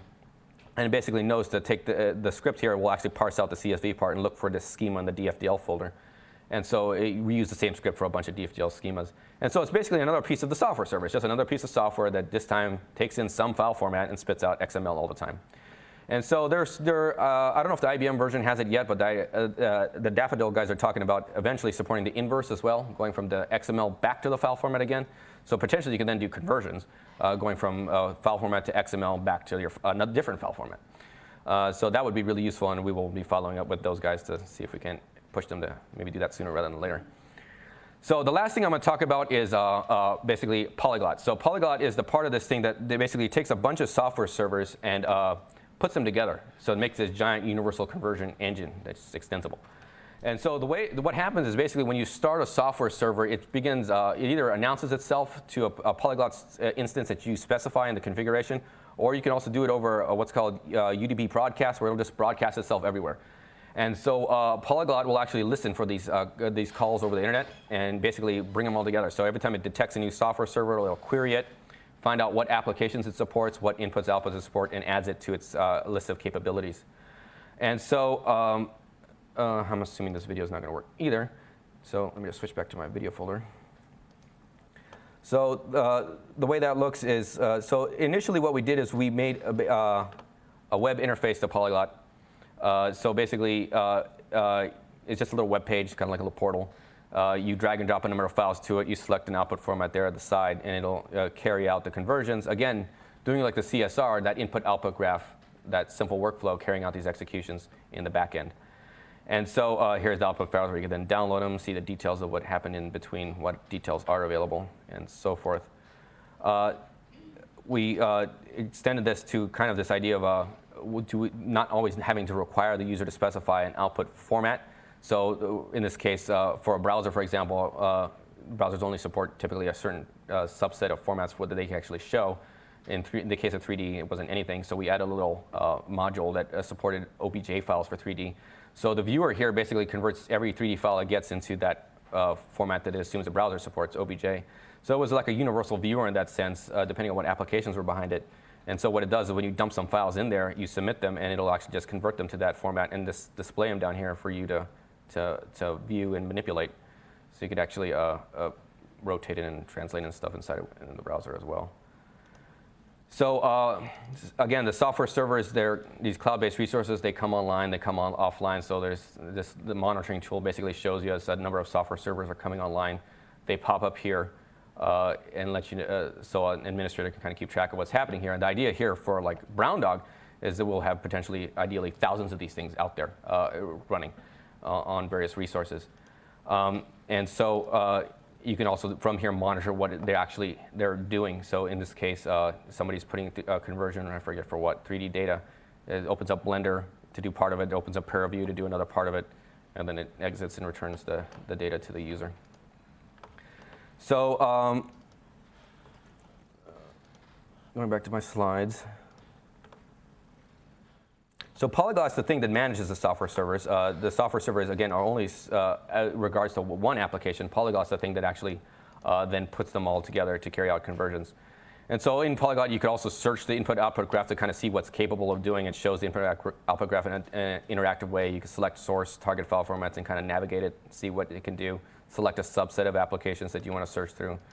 It also has a command line interface that you can then play with, and a desktop application that lets you convert between applications by right-clicking on them and selecting a desired output format. And again, this is across multiple platforms, so this particular view is showing you two different colored edges. One's on one machine, one's on another machine. And so this particular path here through the input-output graph is showing you it's hopping through what machines it's hopping through. So in this case, passing files around. So that has to be kept in mind in terms of efficiency too, is do you really want to be passing files around? If you can avoid it, it depends on the situation. So a number of contributors have worked on this project over the years. I think we started 5 years ago. So and this is basically one of the pieces that with Daffodil that makes up the data access proxy. This is how we're doing this super MUT. Basically taking any piece of software out there and bringing it into this system so that we can carry out file format conversions. And so there are a number of issues that we have to deal with. Of course, we can't just put commercial software up there.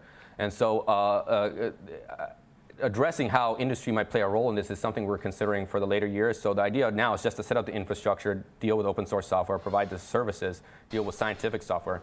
And then later on, see if we can't approach industry to see if we can't come to some means of putting their stuff up here. We're thinking of a number of approaches. One is perhaps an idea of some sort of cloud-based licensing.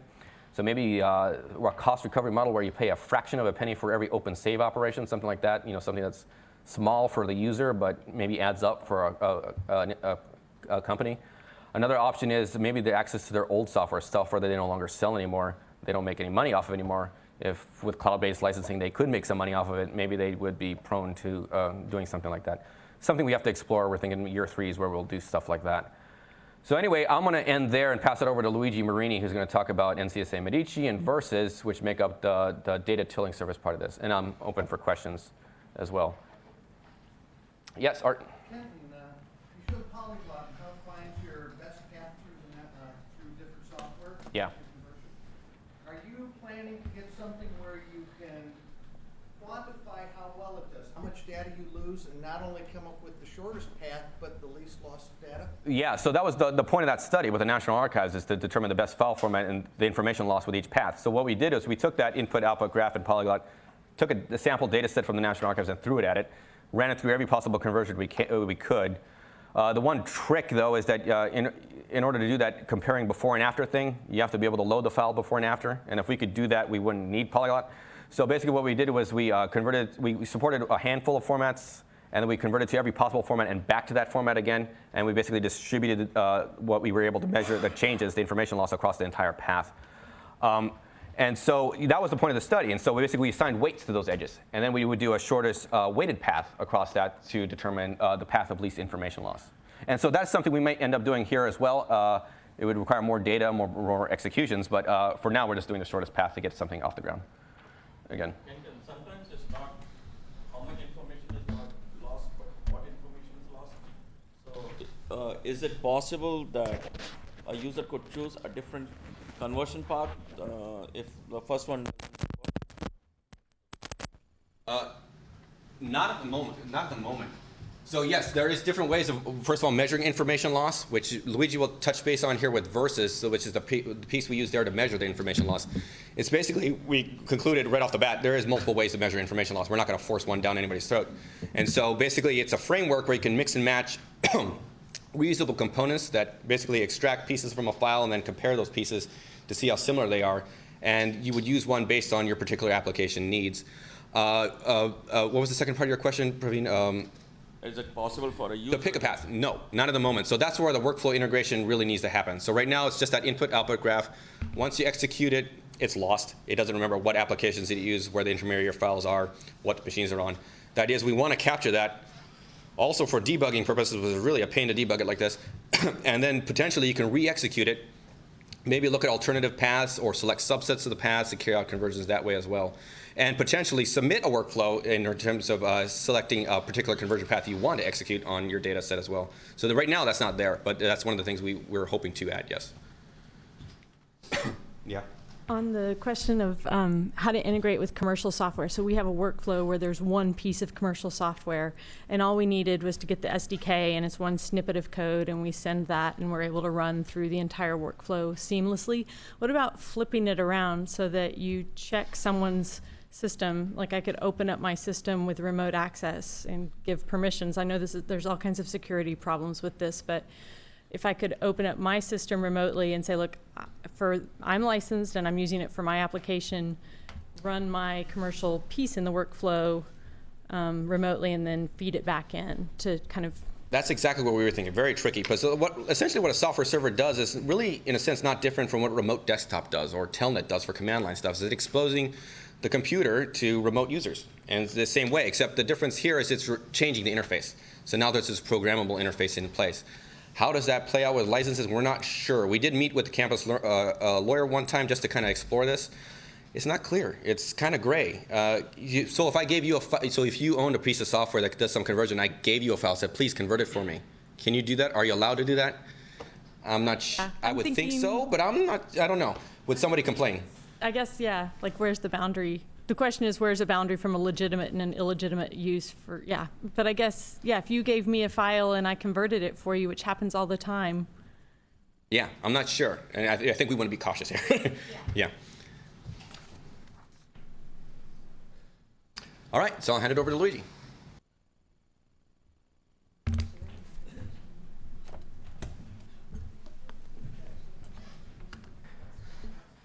So just this morning, I realized that I was the last talk of the day.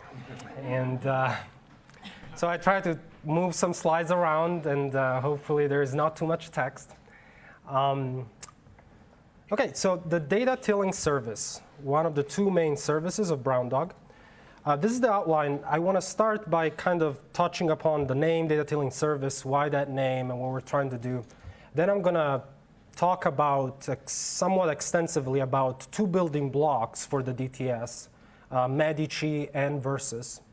I'm going to give some past use cases where we have applied some of these tools. So I'll talk about the census that came up earlier on today, large-scale video analytics project, some GIS work that we did. And then I'll go into some more technical things. So I left it for the end. So the more technical thing is stuff is at the end. So if you're looking for that, that's going to come later. OK, so data tilling service. So why tilling? You know, everybody kind of knows what till means, prepare and cultivate land for crops. And if you just replace data for land for analysis, right, you start getting a sense to prepare or cultivate data for analysis. And here, right, it's preparing data for analysis. It's not necessarily doing full analysis on it.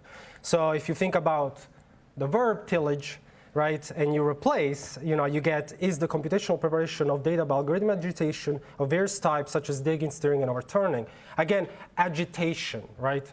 And the difference I'm trying to make is that many times with data analysis, there's a lot of prior knowledge that goes into it. And here is a little bit before that step, right? That's where kind of the data tilling happens, right? You prepare the field, right, for later on, for more work. So it's kind of a, you know, mix between this, and maybe you get this, right? You get the matrix, right?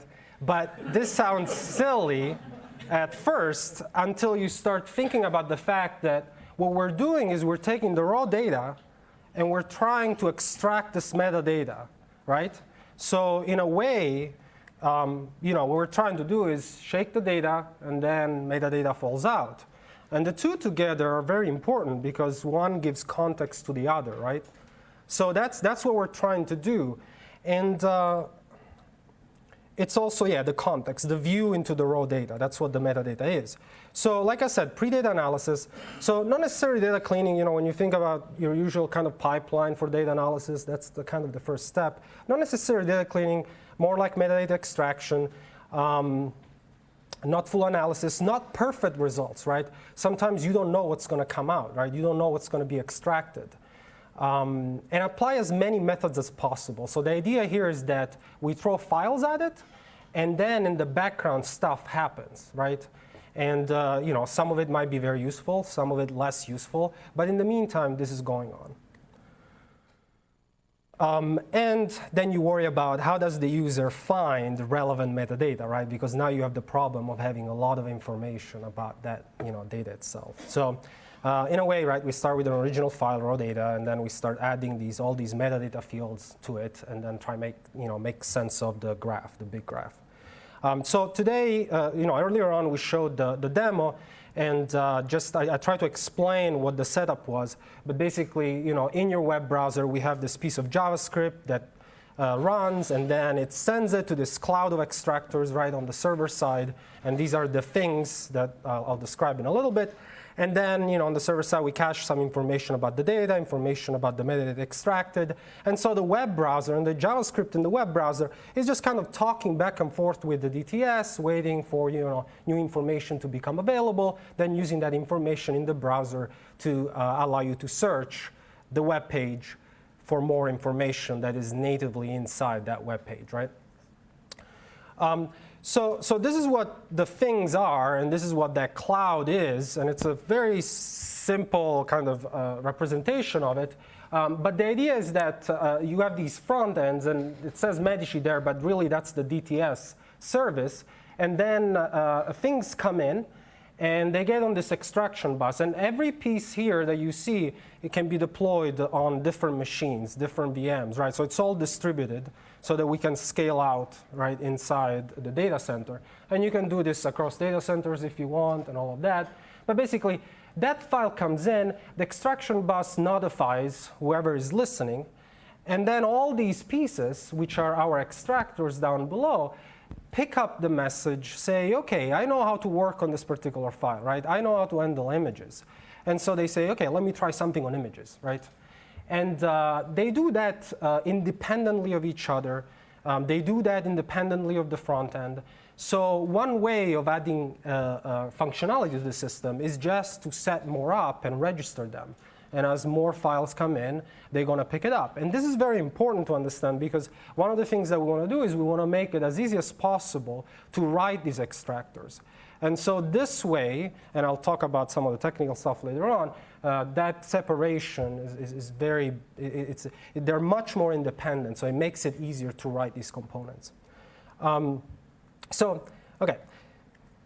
So there's two building blocks that we're currently using for the DTS, which is prior work. One is Medici, the other one is Versus. I'll start with Medici. So Medici is a data management system for research data. The idea here is that you give it files, any file type, and the system accepts any file type, and then depending on these extractors running in the backend, it tries to do things with that file, right? So it's kind of like a Dropbox, but with these kind of extractors, little brown dogs running in the background, right? And so you upload first, you organize later. There's an aspect of Medici that is that of social curation. So we really talk about, in Medici, it's a data management system where you just put things up there, and then the community kind of organizes those raw files. And so there's that aspect of social curation and also extensibility. So I've mentioned the extractors that run in the background. There's also another point of extension, which is the front end. And I'll talk a little bit more about them. But basically, instead of just showing a link to the file inside the web browser, we see if we can create a representation of that file that you can potentially interact with inside the web browser. This is especially important if you have very large files, right, gigabytes, and you don't want to download the full file before taking a look at them. So Medici itself is an open source project. And one thing that is never clear, is always hard to explain, is that it's a service where we host instances here at NCSA. So for example, we have 18 instances for the Seed DataNet project, 15 other random instances for use both internal and external.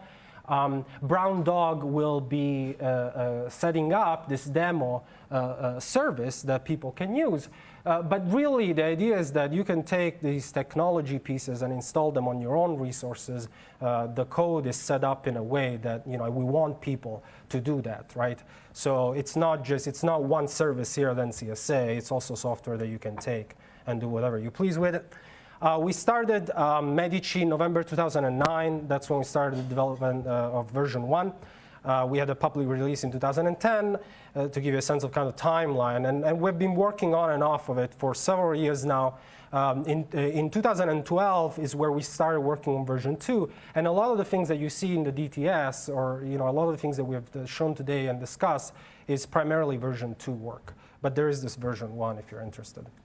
So when we started with several drivers, and one of the main ones was this idea that we get all these smaller grants, larger grants, but also smaller grants. We work with different communities, and it's always hard to adapt, and have a data management system that works well with the different communities. So one of the first things we said was, well, let's try to build a system that is extensible to different communities so that we can apply to physical sciences, biology, medicine, humanities, arts and social sciences, and so on. So what that means is that it needs to be able to handle all these file types, like Kenton was saying, right? Not one specific file type.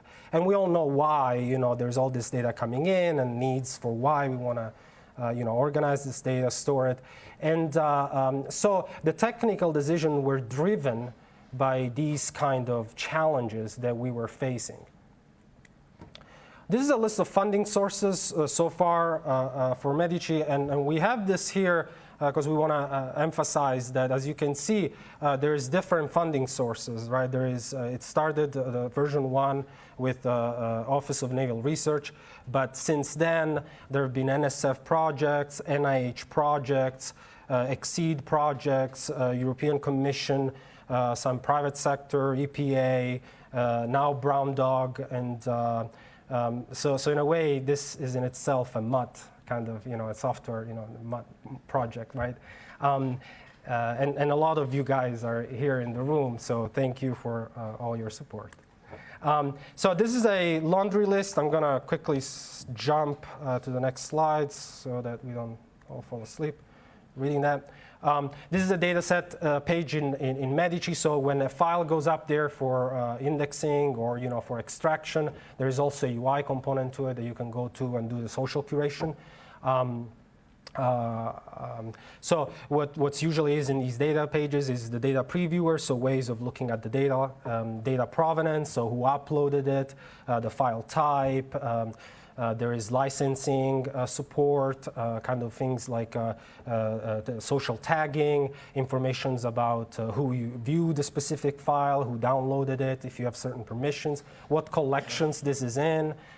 There is then two types of metadata that is added by the user and metadata that is extracted by the system. The extractor is running in the backend, right?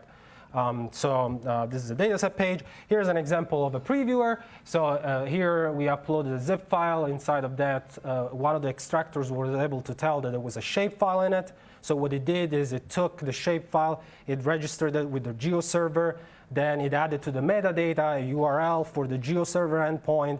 And then when this page loads, the system kind of looks in the back and says, oh, you actually have a layer registered with a GeoServer. Let me put it on the page inside a map, right? And so you can interact with that map like you would, right, with a Google map. But it's important to keep in mind that kind of cycle, right?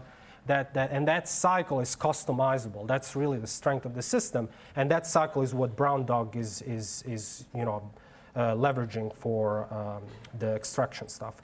Here's an example of a X3D PLY file. You can interact with it in the browser, change the lighting and all of that. You can play movies. This is an extraction service that looks inside the image if it finds GPS information. On the left, that's technical metadata. So that's a bunch of metadata fields that the user can look at in the page, but it's hard to read. But what happens then, the front end looks and says, oh, you have GPS information, I'll show you a map on the right. This kind of use of the metadata that is extracted by the extractors for further discovery. We also have ways of embedding files in external sites. Collection views, we have ways to select data sets, multiple data sets, and apply batch operations on them. A lot of these are well, I'll get to it, never mind, okay. Then we also have the ability of creating relationship between data sets, and a lot of this was used for provenance reasons. So we had at one point a desktop client that you could run analysis in it, and it would make these links for you automatically. And then in the web client, you can follow the trail. So in version 1, we did a lot with RDF. So everything was stored in RDF, native RDF. And if you're not familiar with RDF, is a semantic web technology. And so if you think about like a relational database, right? You have all these tables, you have all these, at the top fields, and many times they're difficult to extract information out and make it portable. So RDF tries to help with that. It also gives you ways to do some reasoning on it. So the way it tries to do that is that it enforces all these URIs. So you have to fully qualify most of the information. And everything is a statement of a subject, predicate, object. So this is how everything was stored. So all that metadata that the extractor would extract, it would all end up in this native form. And so we had this huge graph on the back end, and it was really, really cool. But it was also really slow at times because some of these systems are not as mature as database management systems that have been built for much longer, and that's okay. So I'll mention it in version 2, where we're taking more of a hybrid approach to this. So if you think about Brown Dog and DTS, all that this is all that metadata that gets extracted by the extractor. This is how it gets stored. There's a Sparkle endpoint in version 1. That's kind of technical. There's text-based search. So if you upload a PDF, it looks inside the PDF, extracts the text, puts it in an index. If there is image, there's metadata, it adds that to this text-based kind of search. And this is also important for the DTS because, like we said, once we start pulling in all these files, then there's always the question of how to find the information that you need. So we have to keep track of all these indices. Text-based search is just one type. I'll be discussing content-based search in a little bit. The Seed DataNet project is a current partnership, and as part of this project, the reason why I added these slides today is that I wanted to talk. So Medici and this extraction bus is used primarily in the front. So there's 3 major services in there. The active content repository is the Medici kind of side of things. And the reason why I wanted to mention this and show this slide is that the virtual archive here is one of the links that we have to publish files that are inside the active content repository to long-term preservation, libraries, get a DOI back. So that's being done as part of this SEED project. We're also currently working on supporting ORCID IDs, not just in terms of adding as author of a file, but also as logging in using your ORCID credentials. That's work in progress, currently happening as part of SEED. I mentioned there's 2 versions. The 2.0 is the Brown Dog approved. That's because that's what Brown Dog runs on, right? So that's the code that we, shown today, the demo that we showed today. That's what it's running on. I'm gonna, let's see, 252. I'm gonna quickly skip through some of these because they're very specific to Medici, but they're Yeah. So in 2, let me jump to 2 because that's what we're really interested in here. The priorities for 2 have been 2 is in progress. We're building it as part of several projects.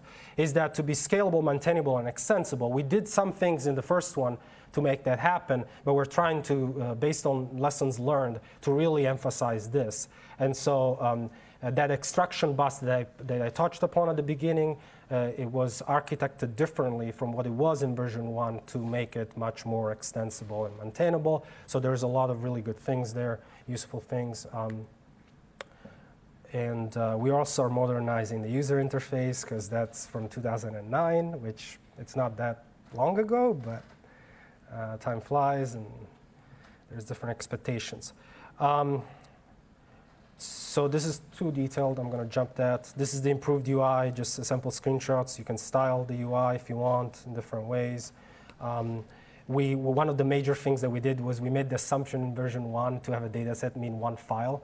And then we were like, okay, that's kind of silly. And it always, kind of came and made our life very difficult. So, we took the shortcut of uploading zip files, but really that's not enough because you really want to look at individual files in it. So in version 2, we have support for, multiple files in one data sets and all of that. Same flexible metadata. I'll touch upon this in a little bit.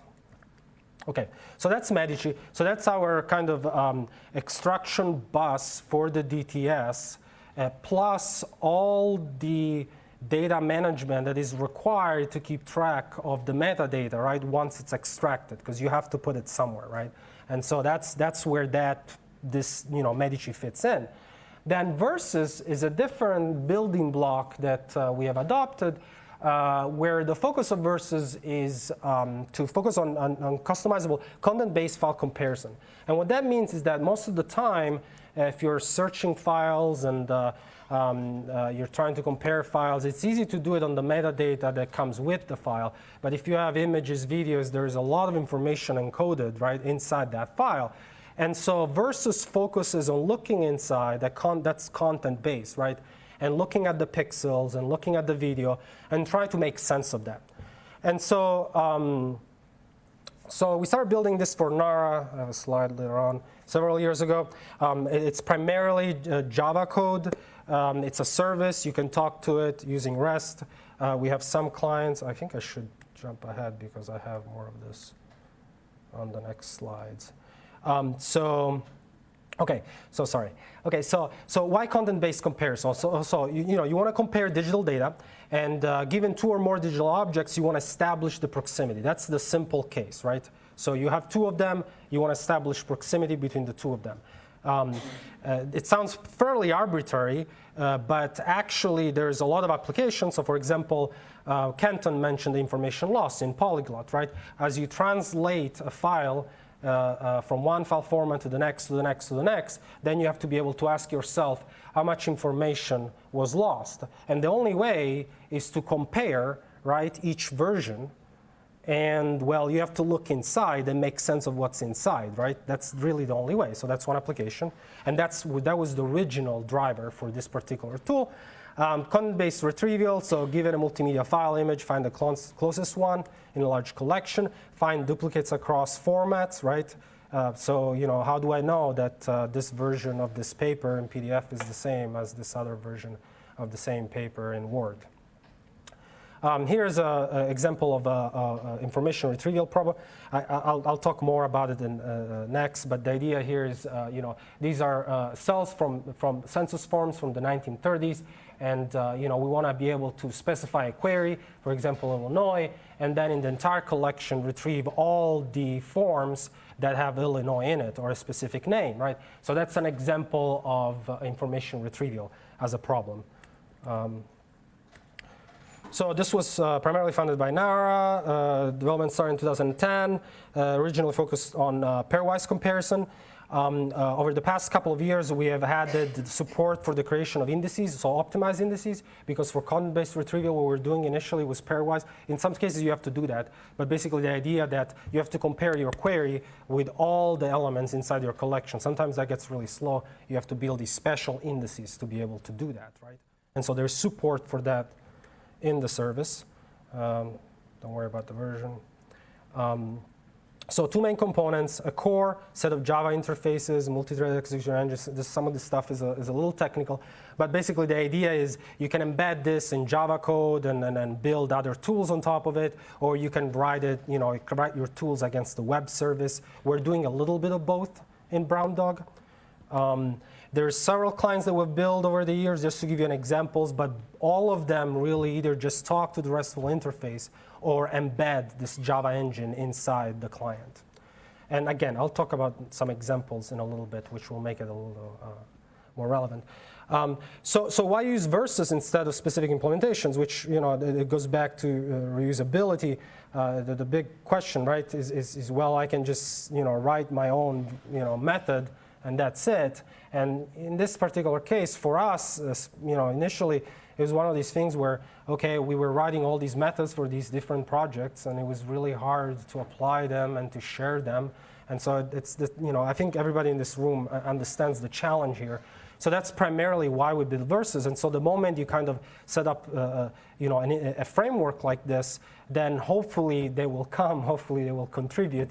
But there's definitely value for yourself independently of how big your community, how big of a community you can attract. So for example, so there's two major setups, and without looking at the code, and what we do is we take the task of content-based comparison and we split it up in these components, which some of you, if you're familiar with machine learning and AI, probably have seen these kind of things. But basically the idea is that these are our reusable blocks, right? So you get digital objects, and then you have some adapters. Those adapters can look inside the files. So similar to what, right? Because what the problem that DAP tries to solve is I might write a piece of code, but I don't know how to read a Word file. An adapter allows you to look inside the Word file. An extractor is what creates this feature representation. This is where there's potential information loss. Most of the time there is information loss, which is a representation, some numbers that represent, okay, the bytes in the original file, right? Okay, so that's your feature representation. Then in the case of the pairwise comparison, we have these measures, which given two features of the same type, it's able to give you a proximity value back, right? And so this framework allows you to have building blocks, so you can implement many different versions of these building blocks, and eventually you throw it two files and get a number back, right? So that's what Versus is trying to simplify. The index API works similarly, and it reuses some of the pieces shown in the pairwise case. So there's adapters, there's extractors, but instead it adds two pieces, an indexing piece and a query piece. And then you have this index. So it's mostly a formalization of something that almost everybody does, but it's very helpful if you're trying to pull in all these tools built by all these different people, right? You need something like that to make your life easier. There's a master-slave discussion, so we can run nodes on a cluster so that if we have specific methods that only work with specific architectures, we can do that. These are just lists. I'm going to just skip through them, but basically these are some of the methods that we have available currently in the framework. A lot of them deal with image data. I just want to show it because, to emphasize, the idea here is to get some momentum and build and put as many, tools in as possible. So now we're going to switch to two, maybe three, depending on how we're doing on time. Maybe two, okay. So two examples, two use cases that have used these two technologies. One is the census, the use case that I briefly mentioned earlier on, that was primarily funded by NARA and Exceed. And the other one is the large-scale video analytics. So in this particular case, what we had was we got all these digitized forms for the census 1930 and then 1940. So we had the entire data set, lots of forms. They look like this, which, as you can tell, they're really hard to make sense of, right? And so what we wanted to do, we wanted to build a system that would make it easier to explore this data set, basically. Here's a bunch of them. And one way in which we prototyped the system in terms of exploration was you could go to the web or on your iPad, and you can either type a query like Illinois, or on the iPad you can actually try to write it in a similar way, and then the system does the query against the large collection. So that's kind of the goal that we had in mind. So the way the approach we took was, so this is a computer vision problem, meaning you have pixels inside the image, right? And so pixels are numbers, and there's a lot of them because these are pretty high resolution files. So the first step is that of going with through form segmentation. So you go through, because we don't want to be able to find the forms, right? We want actually to go into it and look at the specific cells. Ideally, that's the dream, right? So the first step is form segmentation. Now you have cells. And the cells look kind of like this. And they're messy, and you have to readjust them, right? So this is all computer vision. And then one of the things that we explored was, instead of try to use OCR methods, because it's really hard to map that to actual, right? Because they were written 80 years ago and by so many people across the United States, so many penmanship and all that. So what we do is we use other methods like word spotting, which tries to figure out the top in each column, the top, the bottom, where the black pixels are, how many black pixels there are, and what it spits out is 30 numbers. And so that's our feature descriptor, right? So in the previous slides. So now all we have to store is these 30 numbers, right? And so we do that in an index. And then when we go and try to search, what we started with was a linear search in a small set, and it was very, very slow. So then we started working on clustering, right, of all these 30 long arrays. And so we use different type of clustering. So if to speed up the search, right? And so this is an image that kind of shows the entire flow. And the reason why this is important is, let's see, do I have a slide there? But basically, it shows form segmentation, signature extraction, indexing. And the way this maps to DTS and Brown Dog is that we can do, these are things that we're formalizing in the DTS. So we're taking things like, given an original file, then output all the cells and relate all the cells with that original file, right, as a formal part of the DTS framework, so that every time we need to do that for new file types, we have that built into the framework. We just have to worry about the specific implementations of the algorithms. I'm going to skip this. This is another project with Exceed, large-scale video analytics. This is a different data type. This is videos. So this is kind of the goals of the project. It runs on HPC resources. Well, we're setting it up on HPC resources at SDSC. And the goal here is to try to, one of the many goals, is to try to identify shots in videos and allow you to kind of jump between videos, right, and find similar videos as you're watching one. So what this is really, one of the big challenges is multimedia retrieval. These are, for example, shots identified for a particular video.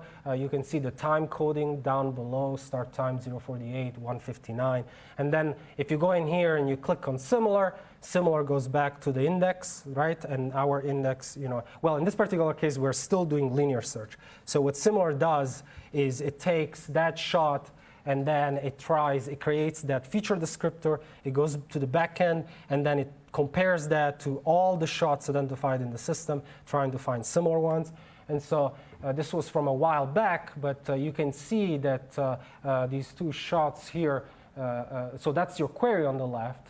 And the shot at the bottom is, I think, is from the same video. The one at the top, I think, is a different video. It might be the same video, but you can see that there are two different shots, two different people. But because of the way the people are, in the shot, it's kind of matching them, putting them at the top in our search results. Here's another example. And the thing here is that we applied a bunch of different methods, and that's where the pluggability of things like Versus and Medici was very important, is that instead of knowing what the perfect comparison method and feature extraction method was, we just made a bunch of them, and we created all the feature descriptors, we did all the queries, and so here's a list of the ones that we are now porting to Versus to make available also to Brown Dog, to give you, again, to emphasize this idea that it's not just what these services can currently do, is really we are trying to build services that can be extended, more methods added, and so on. I'm going to skip this one. This is about GIS data. It's just this idea that, 307, let me skip this. Let me just touch upon this. So what happens here is that, actually this slide is a little more interesting. So what happens here is you upload files to Medici or the DTS. Some extractor runs in the background. These are CSV files. They're files from data loggers, from sensors on a boat. So they go out there, right? Sorry if I skip back and forth, but these are the sensors at the top. So let me do it. Okay.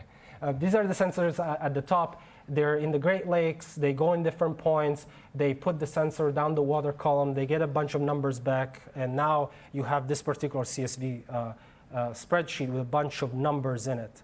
What we're doing as part of this project, we're aggregating a lot of data from different sources. So for example, we pull data from USGS, from their web services. And we need a way to put it all together to make it easier than to search and retrieve, right? Going back to the ability of making sense of this data, extracting information from the raw files. Right now, you will look at, usually what's done here is, people will send around these CSV files and that's it, right? What we're trying to do is build a system that can give you this and have a link back to the raw files. Well, how are we doing that? Is again, using this DTS service to try to extract this information out of the files, the raw files, and put them in a different form that is easier to make sense of that metadata. So here are the files that come into Medici. There's an extractor running. And then on the front end, you have different ways of interacting with that API, similar to the bookmarklet. OK, so some more technical stuff, a little more in-depth technical stuff. I'm not going to spend too much time on it. But one of the major aspects of the DTS is this extraction bus. Like I said at the beginning, you give it files, and then something happens. So for the more technical inclined, this is kind of what's happening. There's load balancers at the front end. There's a bunch of these services running in the cloud. And then one of them picks up a file. It stores it locally. This version of it is a cache, potentially. We're discussing how long it should be around, when it should be around. Then asynchronously on a job queue, you get this job saying, well, I got this file. I have some attributes about these files, so somebody do something with it. And then extractors that can do something with that information, with that file type, pick it up. They do something with it, and eventually they write back to the API. And the nice thing about this is that we're actually not writing directly to the database. We're writing to the API. So everything that you see in terms of the metadata, every way in which an extractor can kind of put information in and out, the client can also do. So as a client of Brown Dog, you have access to the same level in terms of the expressiveness of the API. And then distributed logs, which is primarily in operations issues. Once you have hundreds, thousands, or more of these running, then you gotta have a simple way of keeping track of them. So the way we do extractor registrations, and this is very important if you want to contribute tools, right? And you want to work on contributing tools to Brown Dog, to the DTS, is that the extractors are independent pieces of code that listen on some metadata about the file. Right now, it's the media type. So, for example, application PDF, they can do that. They can listen on a portion of that. So they can say, I want to just listen on images / star, right? So all kind of image files, and then on an object type. And that object type, the easy case is you throw it a file, right? And it works on the file. But we also have extractors that can work on collections, file sections, previews. So we have this data model in the backend, which if you work with the API, you'll come to learn. And the important things here is that we have the idea of a collections have data sets have files, files have sections, files has metadata. You can have metadata on data sets and so on. And the reason why this is important to keep in mind is that you can actually type extractors to specific things like that. So it makes it easier to have extractors that run on things like collections or an individual cell, right, in the census case, or a shot in the video case, right? It's not just the original file. You want to type the extractors to components of the file or collections of files, right? So that's how we can handle the different use cases. This is just a simple slide about privacy, and the only thing I wanted to mention is that right now the bookmarklet works in this context at the top. You have a public URL, it's public already, you send it to the DTS, we might cache it, then delete it, done, no harm done. We might keep it, we haven't really figured it out how we want to do that. But if you have something on your desktop, then you can take that file, you can go to authentication, create an account with the DTS, all of that, and that will go into your own space. So you can actually, if you wanted, use that for your with files and information that are not public. I'm going to skip this.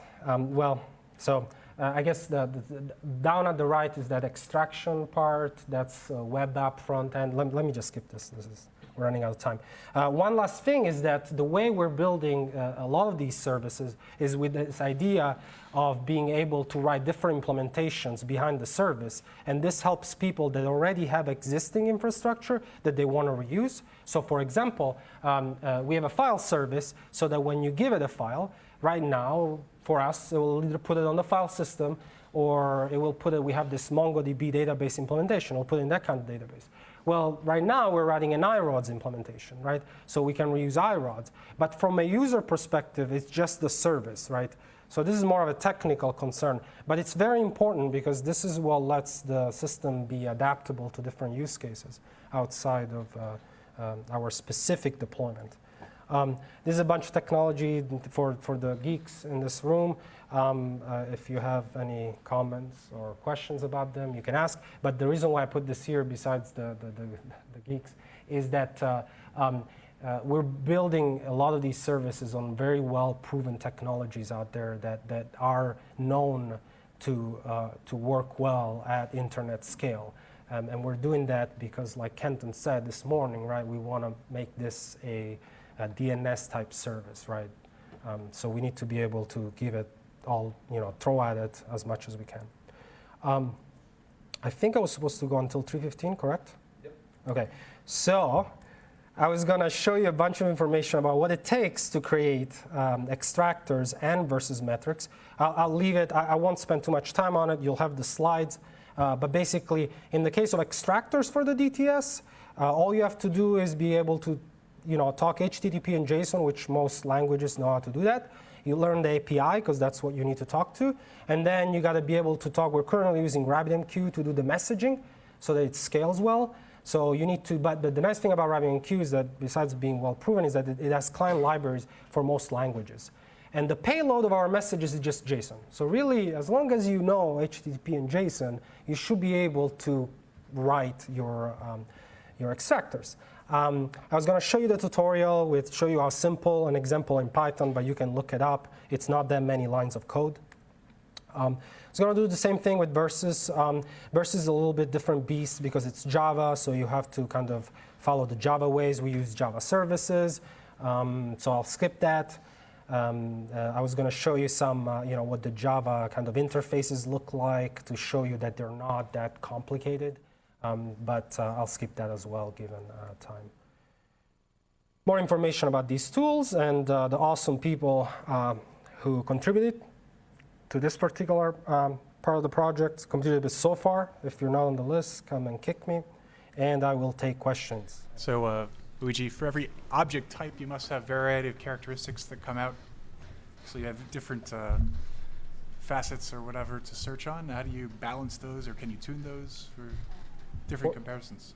Yeah. So what we do right now is we are registering indices for different file types, and we're taking the easy approach of just searching every index and returning results from each one of them. We have some discussion going on in how to aggregate and normalize these, but the most difficult thing is that a lot of the metrics will have very different output. So the number that represents the proximity has very different characteristics in terms of statistic ranges. So normalizing that becomes a big challenge. And so, so from that point of view, we really haven't solved that problem. So we just say, okay, this index gives you these results, this index gives you these results, and then hopefully you know how to do it, how to deal with them. Well, if you have any other questions, I'll be around, so please. Okay. Thanks very much for hanging in there and paying attention and learning as much as you can and all that. I wanted to say just a few things sort of in preparation for our breakout session. So the first is we're going to that now with sort of a detour to bio break or the coffee table, things like that. So I think we'll take sort of a quick break, 5 or 10 minutes, and then assemble into these groups that I'm about to show you. The idea is some of the breakout session will be a very fluid, one-on-one conversations while some of you might be listening or might not be, and that's okay. Then you can get up and get another cup of coffee or something like that. So there's a little more flexibility in the next sessions. So you can sort of spread your coffee break out over the next hour. So I mentioned this earlier today.